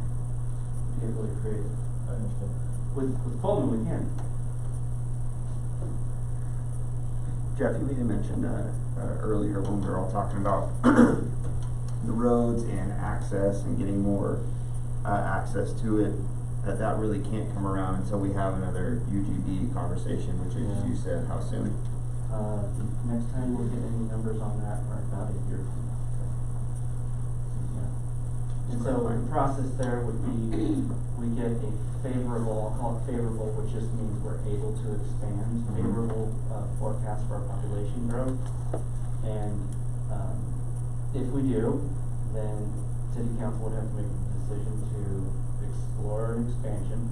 We would have to build up our case to be able to expand, which involves a lot of legal findings and addressing the expansion criteria. We've had some folks from the state, Department of Land Conservation and Development, so they've helped us out to make sure we're able to expand in a way that makes sense closer to our center than up to a direction that would be hard to service. So, that process could take a little bit to get there, but, city council's aware of those times and we're gonna have to make decisions. Right. Okay, I'm just clarifying. I would, personally, as a staff person, that expanding right there and even just a little bit more, because we can only take what our forecast allows us to. We can't take less or more, it has to be exact. So if our forecast says we need to accommodate 300, 400 people and we need to take 10 acres to do that, that's all we need. So, Okay, makes sense. Thank you. There's no such thing as a city street outside the city limits, right? no, that's a street built for an urban use. I've tried several times. A couple of years ago, before these applicants probably even interested in the property, we explored that idea with the former owner, and he thought he could make it happen. Actually, he ended up doing a property line adjustment, which gives us the shape that it is now, with the intent of that little strip being a street. And he found out after we told him several times it wasn't going to be possible, that it wasn't possible. Because the county doesn't allow any street to be constructed that serves an urban use, period. It has to be for their county use. Yeah. Thou shalt not build a new. No, and That is county rules. basically, yeah. It's a golden rule. Yeah, he knows that. I've been there. I mean, ideally, the conversation we just had about the expansion would play out in 2 to 3 years. I hesitate to even say that because it could be more than 4 to 5. I don't even know. These things take a while. Sometimes the market and other needs speed them up. Who would take that land in and be able to develop that? That makes a whole lot of sense. And then the land over here to the west might develop as well, and there'd be more connections. Why did Petra tell Dale that area was landlocked? My guess By the way, is my guess is somebody told her that, and it got in her head that somebody from some other authority, whether it was somebody who hasn't worked there before or a different engineer or something, that said there's no way. And so I sort of carried that as well, because that's what I was told as soon as I got here. And then I just started asking questions. Well, why? Because I'm a why person. I'm not just a sure. I have to ask, why. That's when engineers started to look at it, and of course we can accommodate development in that. So unfortunately, the answer given 4 years ago was not that. He wasn't ready to sell anyway, Mr. Jones.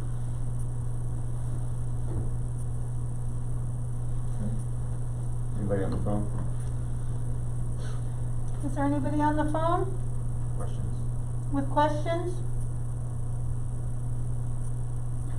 Hello? This is Paul, and I don't have any questions this time. I have been following as best I can, and no, I don't have any further questions. Thank you, Paul. I did hear somebody either hang up or come in like a little while ago. I don't know. So do we want to extend public testimony? Before you close it? Yes. Yeah, so that if you close the public hearing, you can't continue. I get it, yeah. You have to. I don't think know that- what are we discussing? Do we wanna extend public hearing? Oh. Which means we don't deliberate and make a choice right now. Does that take a motion? It would, and there needs to be some sort of a fact-finding or reason to have the hearing extended as well, as far as like, if there's an issue that the commission agrees on that would require that to be open. I don't want to make it too finite, but broad. This is Ann. Can I make a comment? Go for it, Ann. Yeah, so I just want to be clear. I'm not sure where the commission is leaning, but the commission can close the public hearing tonight and decide they want to deliberate at a future time. So if there's not any more testimony to take, but you're not ready to deliberate, you can close the record, close the hearing, and then just set another date to deliberate. Thank you, Ann, for the clarification. So yes, that's another option, something, all the options. But Ann, just to clarify, at that point, we don't take any more public testimony or letters or anything, correct? That's correct. Okay.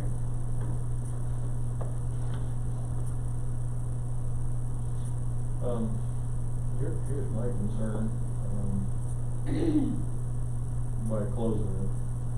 Number one, I don't think we've addressed the park and open space clearly enough. I don't think there's enough buy-in, at least on my part, that that is a usable space.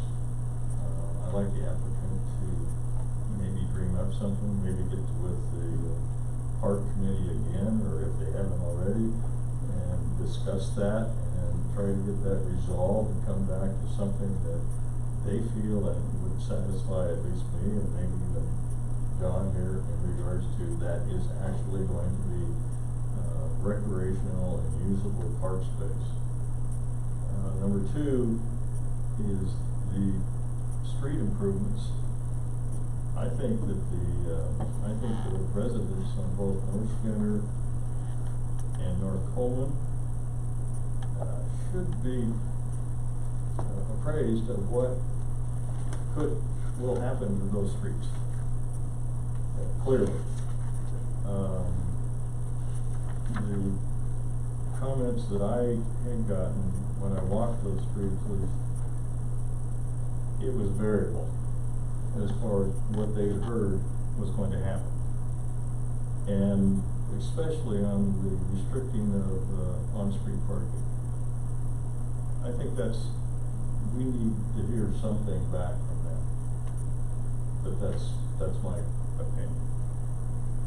Yeah, I think so. That's my proposal, that we continue this hearing to allow staff maybe some opportunity to get word out to those individuals on those two streets, but this is important, it's a hot topic. And then also have the applicant try to at least get together with staff and maybe somebody represented from the Park and Tree Committee and try to get some sort of concurrence, if you will, that they can come up with a plan that is a usable park and open space. Right. I have a question along those lines, Jeff. So, what are the ramifications, or what happens if we move to decline on the basis of the usable park being not met? What happens then? Can you guys reapply in a year? I'm sorry? They would be able to appeal the decision to city council. Perfect, okay. So that kicks it up to city council? Yes. Extends public hearing? There would be an additional public hearing there. Just curious. Yeah, they wouldn't be able to work it out with the planning, with the parks people before that. No, yeah, sure. Just a point of context, the applicant did meet with the Parks and Tree Committee, a couple members, before the application came. Just want to let you know that, because I didn't state that before. It's not a requirement in our code, but it's a request from our community and from our council, and so that was a meeting that was set up beforehand. One thing I saw in home, they were very adaptive. I mean, I remember they came at us with a completely different plan after some collaboration, and it worked out nicely. That might be something to visit. I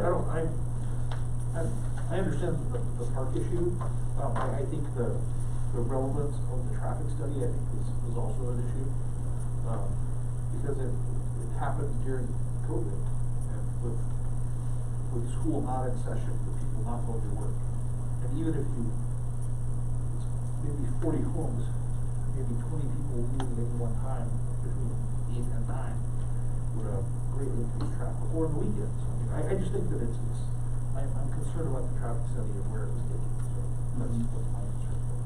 Well, I mean, if I can further explain what I meant about the traffic study, the trips that are modeled based upon the new sites, the new homes, are not based on what was recorded when they went out there. They're based on standards from new homes, what they would add in normal conditions.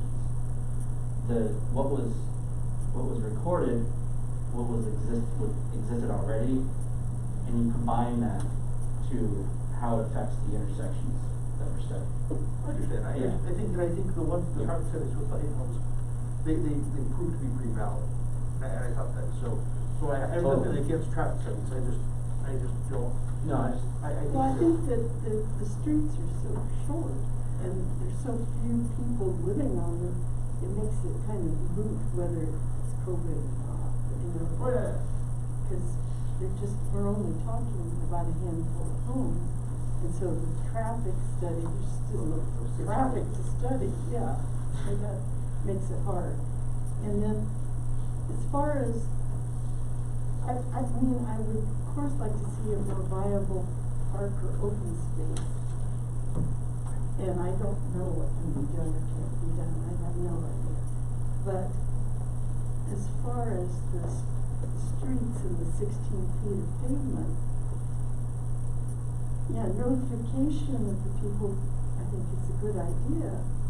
But I don't think it's gonna change, you know, the configuration. It's just notification. It's not, because it has to meet the parameters, so I just don't see it as a hot issue, other than letting people know. And I'm not sure that they don't know. We just have altered the review process.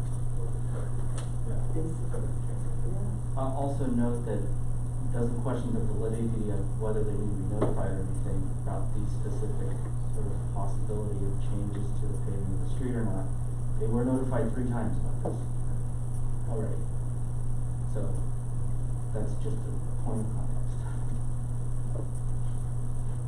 And that's because of COVID, that's because of a lot of things. We had to change this around, but yeah. My concern, I know we're not deliberating at this point, but my main concern is with just about every other comment or every comment here today, and it was the traffic. And so my mind goes to, is this too soon? Is it too soon? Right? Because if we do expand the UGB in the next conversation, whenever that is, this becomes a lot more viable with 3 ingress and egress.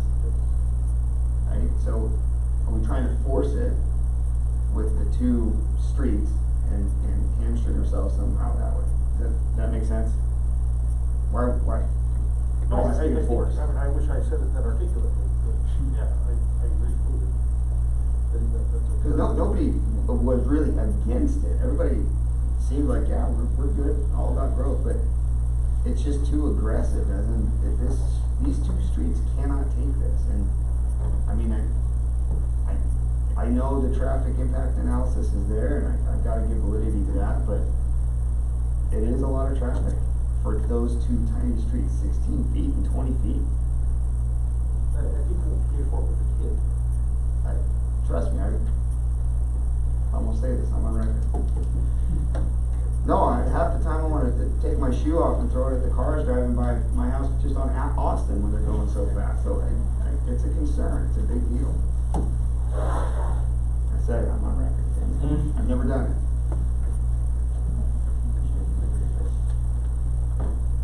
So I think there's a lot of valid concern, tons of valid concern, which makes me feel, is it too soon? And that's why I'm asking, what are the options? If we decline it, goes to city council, kicks the can down the road, now you have more public comment. Yeah, there's some consideration then, if you wanna ask about that.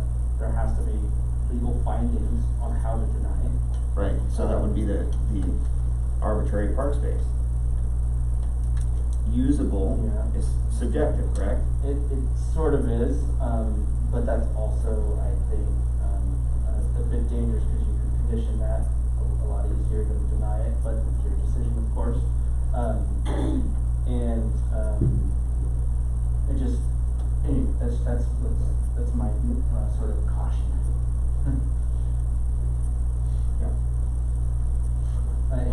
you're talking I about. understand that. What's your hope in passing it on to the city council? Oh, I don't hope it goes that direction. I'm just trying to figure out the options of what happens if it gets declined. What if we decline it based on this? And you're right, we can condition that way easier than we can decline it. I understand that. Yeah, I get that.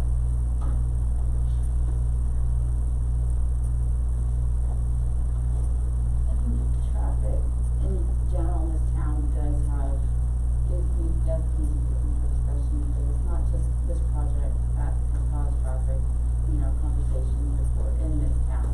There's been other projects and been other traffic conversations brought up at city council before, and so naturally that is a concern for citizens in this town.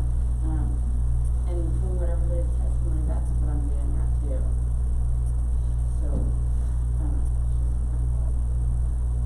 So by extending the public hearing, does it give the applicants a chance to develop a little bit more specificity around stuff that was a concern at all? Well, I would Going say back to the owners of the property, asking again. so we can find- Related to some of the code considerations, maybe, concerns for safety and traffic, albeit valid, is not a zoning code consideration. We can't zone behavior. Much as people call me a social engineer, I'm not. So there, while it's a valid concern, that is something that is not a criteria that this subdivision is subject to. The parks and open space being suitable, usable recreation and open area, that is specifically called out as something that is subject to planning commission approval. That's something we could ask about. The sort of connections through to the other streets, I mean, I've talked to all these people personally. I'm insured in myself for $1 million, but that's not reasonable and it's not gonna happen. They're not interested at all in Macy and Van Dyke, just to kind of give some context. So, and the traffic study doesn't show that, as far as code criteria, that we can require that. That's just my code speaking. I'm trying to think of any other of those considerations. No, those are kind of the major things there. So that's my sort of context and process explanation.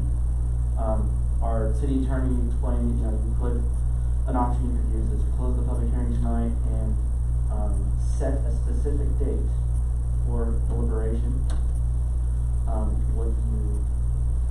And if you can hear me, correct me if I'm wrong, if they close the public hearing tonight and set a specific date for deliberation, is there opportunity for the planning commission to ask the applicant for more information to bring to that? So what you can do is you can close the public hearing and leave the record open, which is very common. It basically puts everything into written submittals, so there won't be any more testimony. A common schedule is to leave the record open for 7 or 14 days, and then an additional 7 to allow.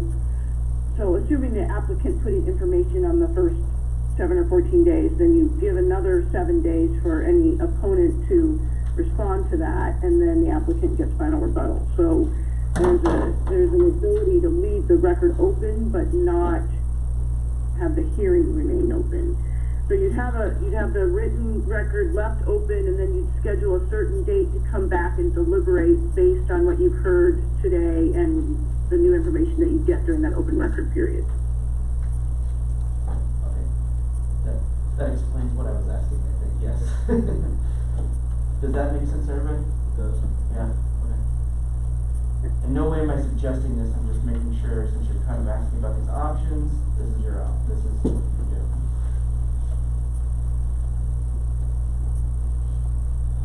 John, does that satisfy your need for more information or questions? I have no need for more information or questions, thank you. Chair. Oh, don't worry. Commissioner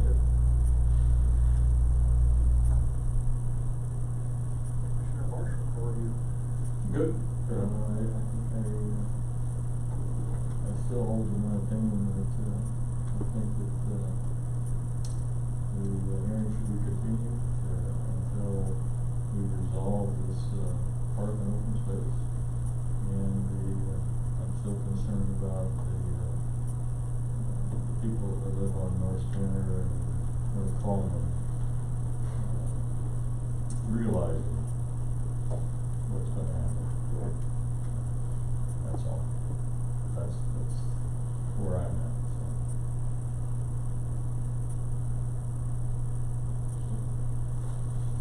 You have a preference? It's too heavy and Course of action for us.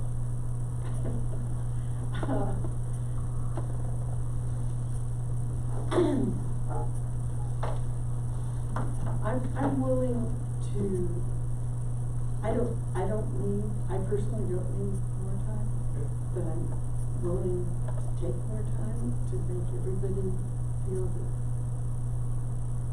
it's been considered in a way that they're comfortable with. Yeah, I agree with her. I don't need more time, but it sounds like that some people do need a little bit more time. So I'm open to that. Yeah, I guess echo what you're saying. If the decision to be made tonight, I can do that. Otherwise, we wanna, I've been in a situation before where we closed the hearing, but, left the record open. That proved very beneficial to that particular, public hearing, so, I know that works. It's something that I would say worth considering if people are unsure about a decision one way or the other. Commissioner Thompson, we're kind of going around, asking where people are in their preference for a process going forward, what they'd rather do, if you're comfortable tonight voting already, or if you would like, considering what's been brought up, to ask the record to be open or continue. Thanks, Jeff, and I've had a little bit of difficulty hearing the last couple of speakers. I don't know if they're furthest from the microphone. Yes. Generally, I'm gonna give sort of a two-part answer. I would be comfortable voting on a decision tonight. However, I'm not opposed to the option that Ann described a few minutes ago, which is to close the public hearing and leave the record open. And I would ask that it be left open. I'm not restricting it to this, but I would ask that it be left open with specific requests to the applicant around the Parks and Open Space question. That is the one outstanding issue that I would be most interested in hearing more about. I'm not sure that I'm not uncomfortable with the other issues or the other points that have been raised. In other words, I am comfortable with what I've heard on those. I would be ready to make a decision tonight, but the one I would be most open to hearing more about is around the Parks and Open Space issue. I hope that makes sense and is in line with what you were asking me just now. Absolutely, and the last couple of speakers you mentioned you couldn't quite hear well said almost the same thing you did. So, just to kind of fill you in. Okay, thanks. We'll make the decision tonight. However, I don't wanna, I always like to work with a certain amount of so that everything's addressed. I think that's important. Well, how can we condition the park and open space? I think it might be tough to come up with that right now. The option of deliberating after more details provided through closing a public hearing and leaving the record open is a good avenue to do that. I don't want to side with any sort of position, but that is a way to accomplish that. If you want to come up with some way to condition it right now, that's gonna be something to hammer out. But I'm willing as well. We can, I don't know the process other than we can vote to either extend or not, close and extend, or we can vote to vote now.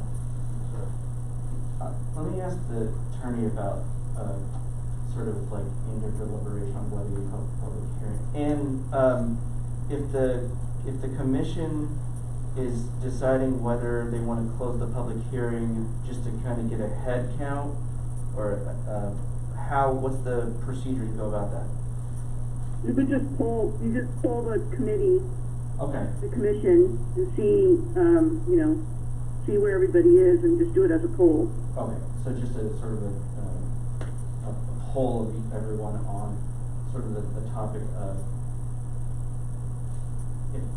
is everybody in favor of closing the public hearing and leaving the record open for a set amount of time? We can decide that a certain later, because that motion can be specific later. So, Alright, so will anyone entertain a motion? Well, I'll entertain a motion to. Just an informal poll for this part before you decide that. Yes. Do you want to do this? I'd be good with closing public hearing, leaving the record open. Okay. Thank you. Second. Alright. Alright, we will do that. Okay, before we go ahead and close it, because that'll be a very official thing, do you want to, decide when that would be?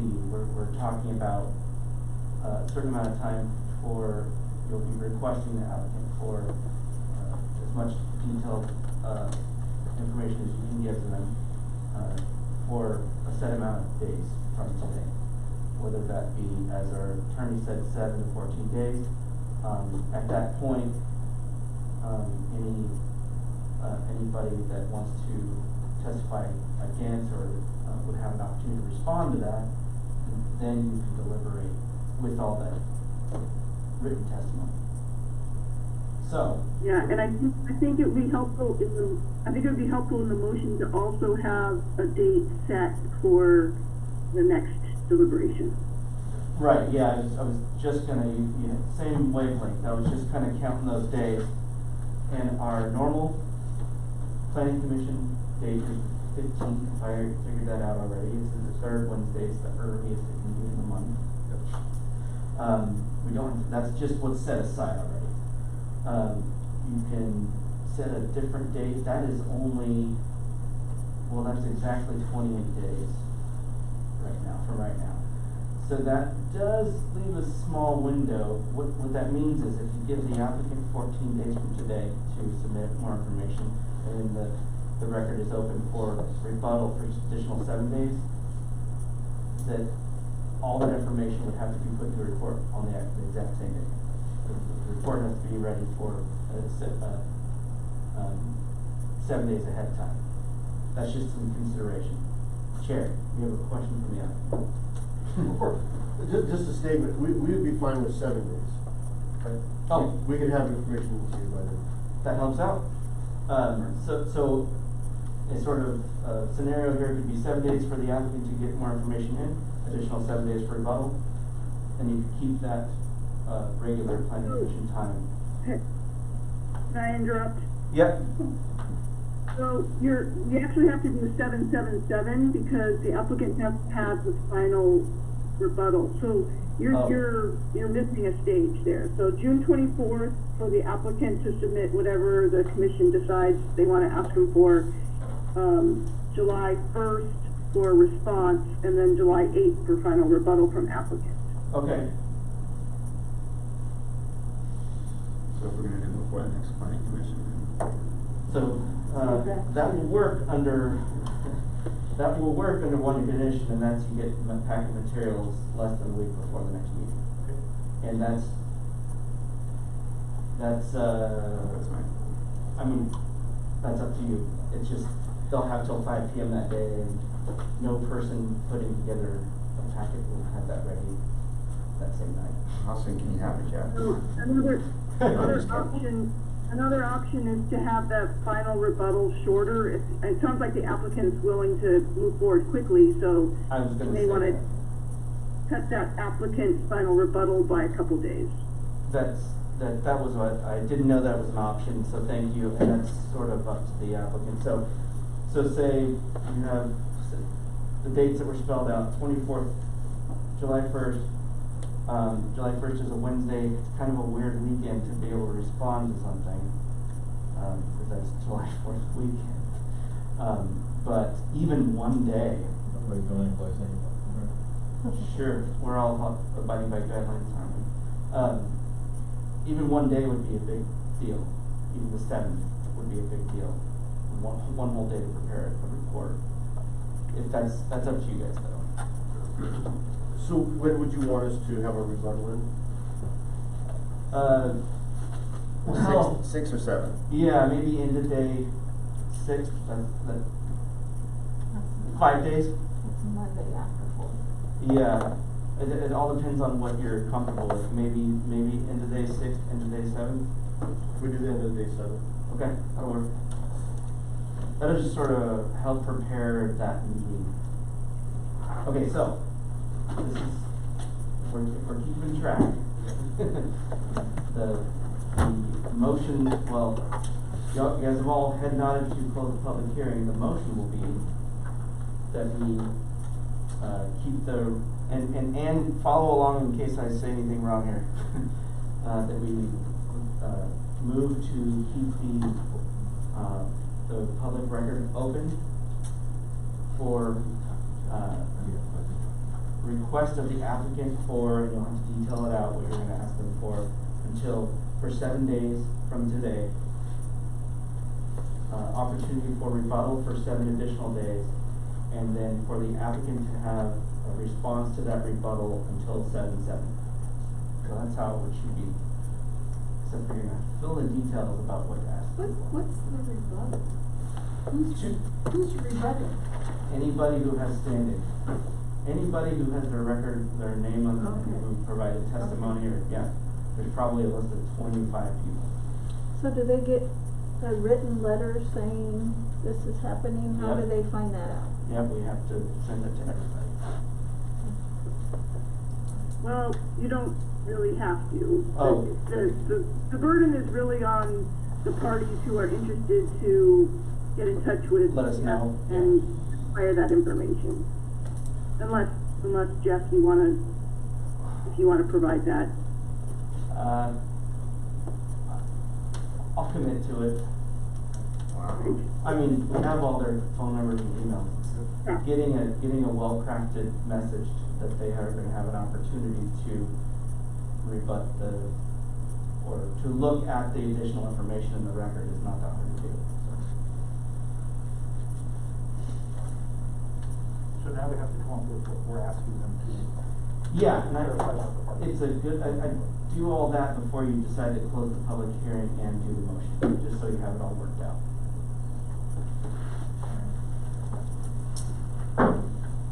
John, what do you want to see? Well, it goes to the open space,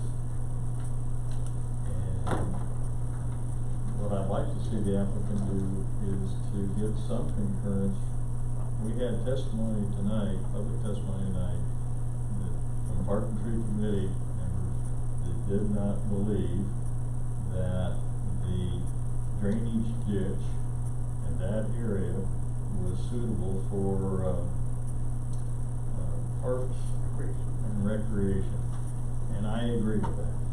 And therefore, I'd like the applicant to get back with the Park and Tree Committee and get some concurrence from them that would satisfy us. That's all. That's what I do.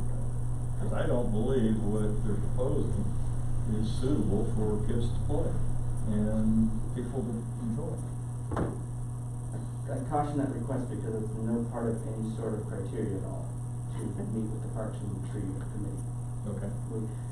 It's reasonable to ask them for details. Okay. If that's what we're talking about here. Right. And I think that's just probably what they're thinking to provide. But you have testimony from the Park and Tree Committee that it is not suitable recreation area, and that's your decision to make on how suitable it is. So you're asking for more suitability, basically. Right. And so I just don't want you to ask them to get with the Park and Tree Committee because they're not going to be able to do that. Oh, okay. Yeah. especially in 7 days. Okay. So what do I say?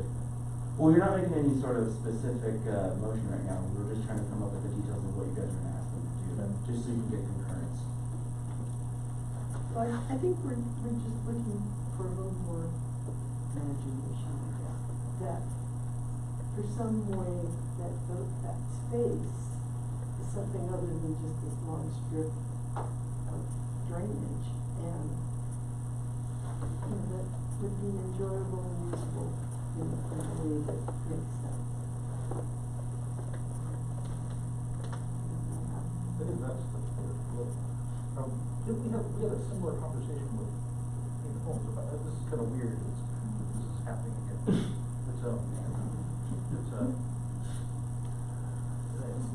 I'm sure that's very concrete for you and very, very actionable. So I apologize about the complete vagueness of that. I think that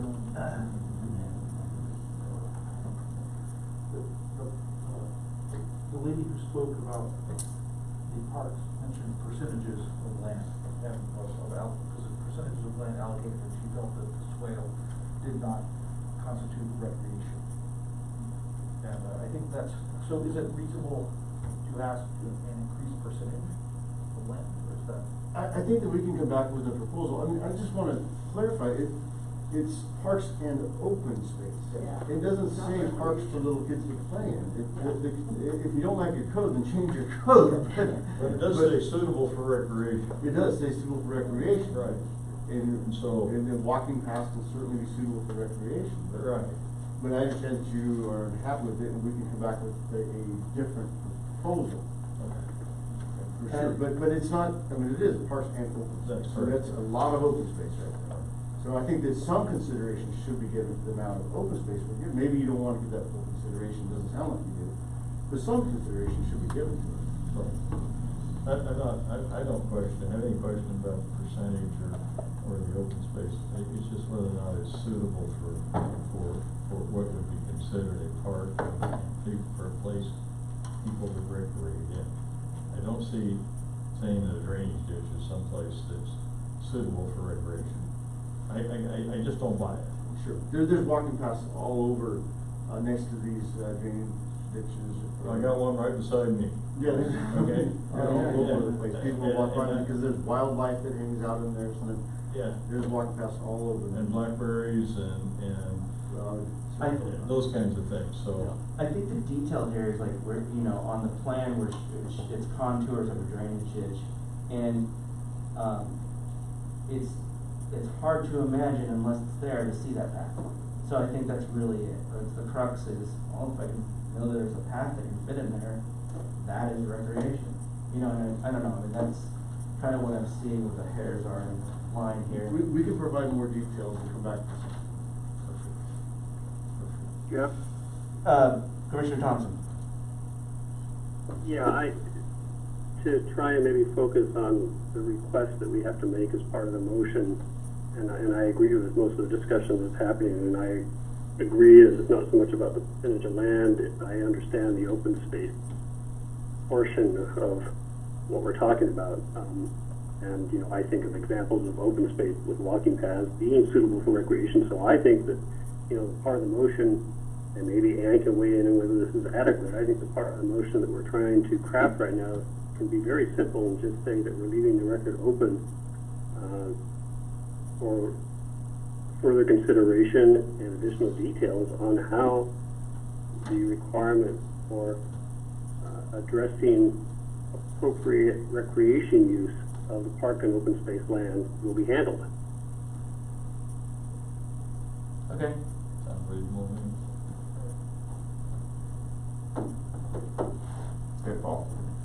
It's both specific and general enough all at the same time. Right.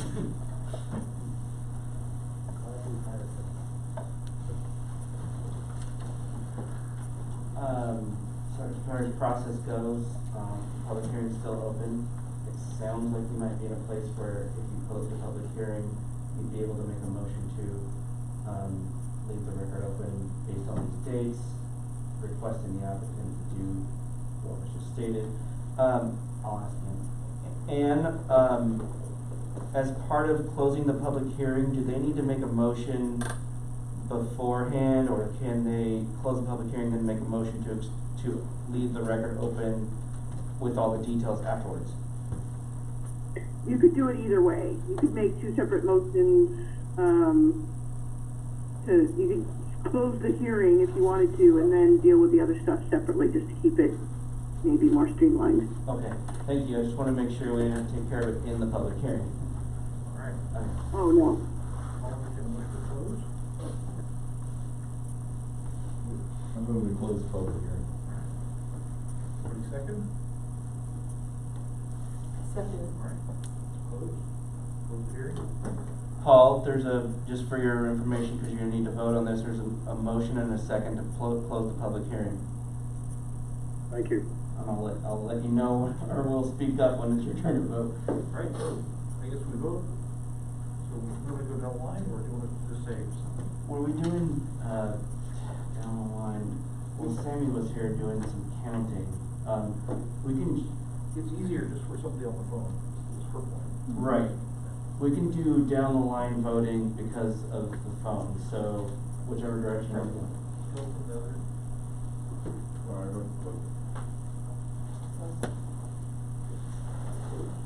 Close. Paul, it's your turn to vote to close or not, aye or nay? Aye. Okay. It works. So now your next part. So we're going to extend public testimony 14 days.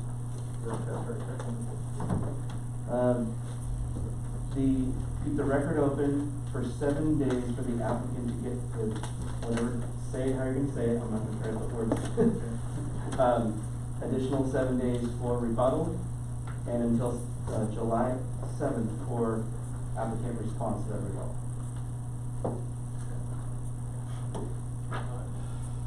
Paul, did you get all that? Go ahead, man. Yeah. Yeah, I got all that. Can I make a comment? Go for it. After you get done with all of that, can you add in, the date certain for the next meeting? Oh, yeah, thank you. The date certain for the next meeting is July 15th. And you can say And regularly scheduled. Time, place. Time and place? Okay. Name the time and place, which will be just your normal, say, July 15th, 7 p.m., Carter City Hall, 91136 North Atlantic. Gotta be specific. July what? 17? 15th. So when the 4 weeks from today. All right, so we're going to leave the record open 14 days or 7 days? 7 days for applicant response, additional 7 days for rebuttal, until the July 7th for applicant response to that rebuttal. Okay. And the deliberation meeting is set for July 15th, 7 p.m. at Coburg City Hall, 91136 North Lyon Street. For further clarification by the applicant. Right, when you're saying why you're leaving the record open for the first section there for that 7 days, that's when you say exactly what you want. We rehashed this a lot. Yeah, so somebody's gotta make that motion. I thought we said Paul was gonna make the motion. And Well, you can vote. How about I'll entertain a motion, I can say it, and then somebody says sure or whatnot, and we'll call it. Does that work? Somebody can say so moved if somebody says it. Okay. So I'll entertain a motion to keep the record open for 7 days, and then, further 7 days for the, applicant to respond. Sorry. No, it was 7 days for the applicant to provide additional details regarding parks and open space, recreation suitability. There. Right, okay, that, and then have to be in by July 7th? Yeah, they have to have their response, they're in details by the 24th. Rebuttal can come until July 1st, and the applicants can respond to that rebuttal until July 7th. All right, and then we'll meet to discuss this and decide on, July 15th at 7 p.m. at City Hall. You really need the city address. 91136 North Willamette. Yes, 91136 North Willamette. Will anyone else move that? I so move. So, shall we vote? Second. I'll second Okay. Commissioner Thompson, just for your information, we have a motion and a second for, what has been moved. I'm not gonna try to repeat all that right now, I hope you got it. You said it earlier. Yeah, I was able to capture that. I'm fine with my understanding of the motion. Okay, thanks. Move it on one again? Aye. Aye. Aye. Paul, your turn. Aye. Thank you.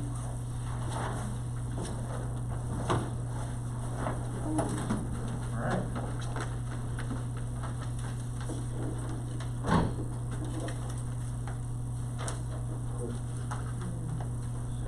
The decision was to not make one.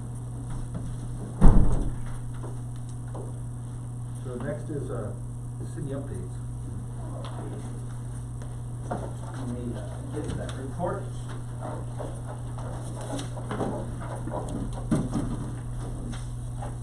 Well, what do we know? We have the person who writes this report in the room right now. We usually don't. I usually say, blame everything in this report on the city administrator. No. I include the city administrator's report in the planning commission. I'm So, happy to answer any yeah, questions you'd I like. usually go through things that I know more about and highlight them.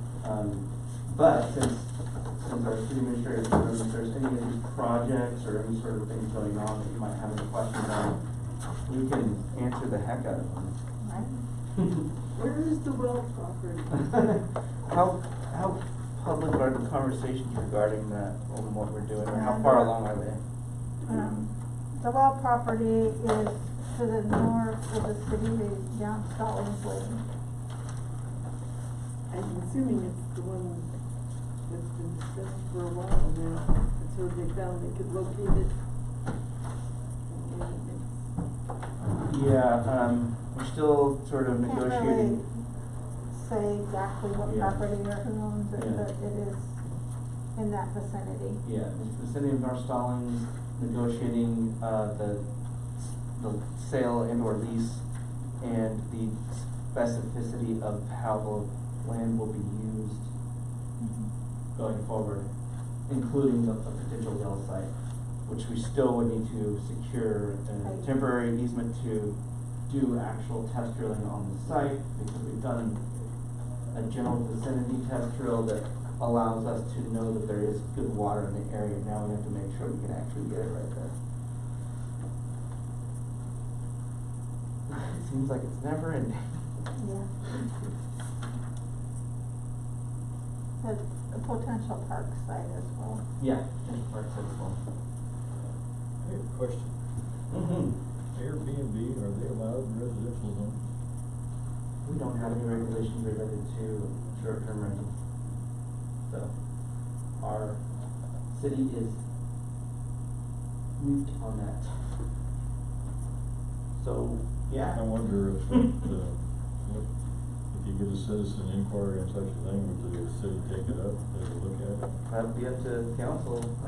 It's something that as a staff member I've brought up a couple times here and there, related to a few things, whether they do want to limit Airbnbs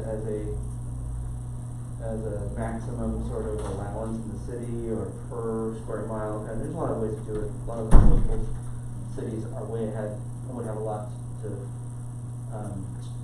what we could learn from, but also do we want to impose our own local tax on that too? It's a revenue source that we can put towards a very specific, I don't know, project or need. There's a lot of things we can do, but it's, you know, until there maybe there's an inquiry or enough questions at city council about it, then it might not take it up until then. All right.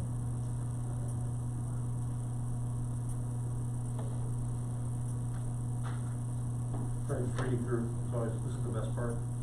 Cost. What? The police report? Oh, no, I'm not, I just, We always mention this is stuff the in there. running of a city, this is not, Yeah. It's not, I mean, nothing against the crap you use, I just. No, that's fair enough. There's a lot happening right now, Yeah. surprisingly. I get caught up with that, I apologize.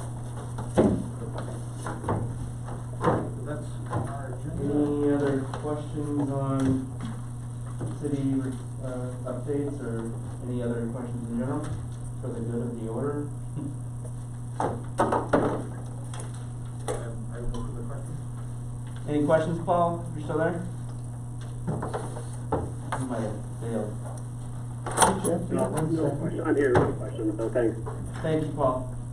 You got something? You're, you can adjourn if you want. Y'all want to adjourn? I think it's time. I have to entertain a motion for adjourning. No, you can just do it. Oh, good. Yeah.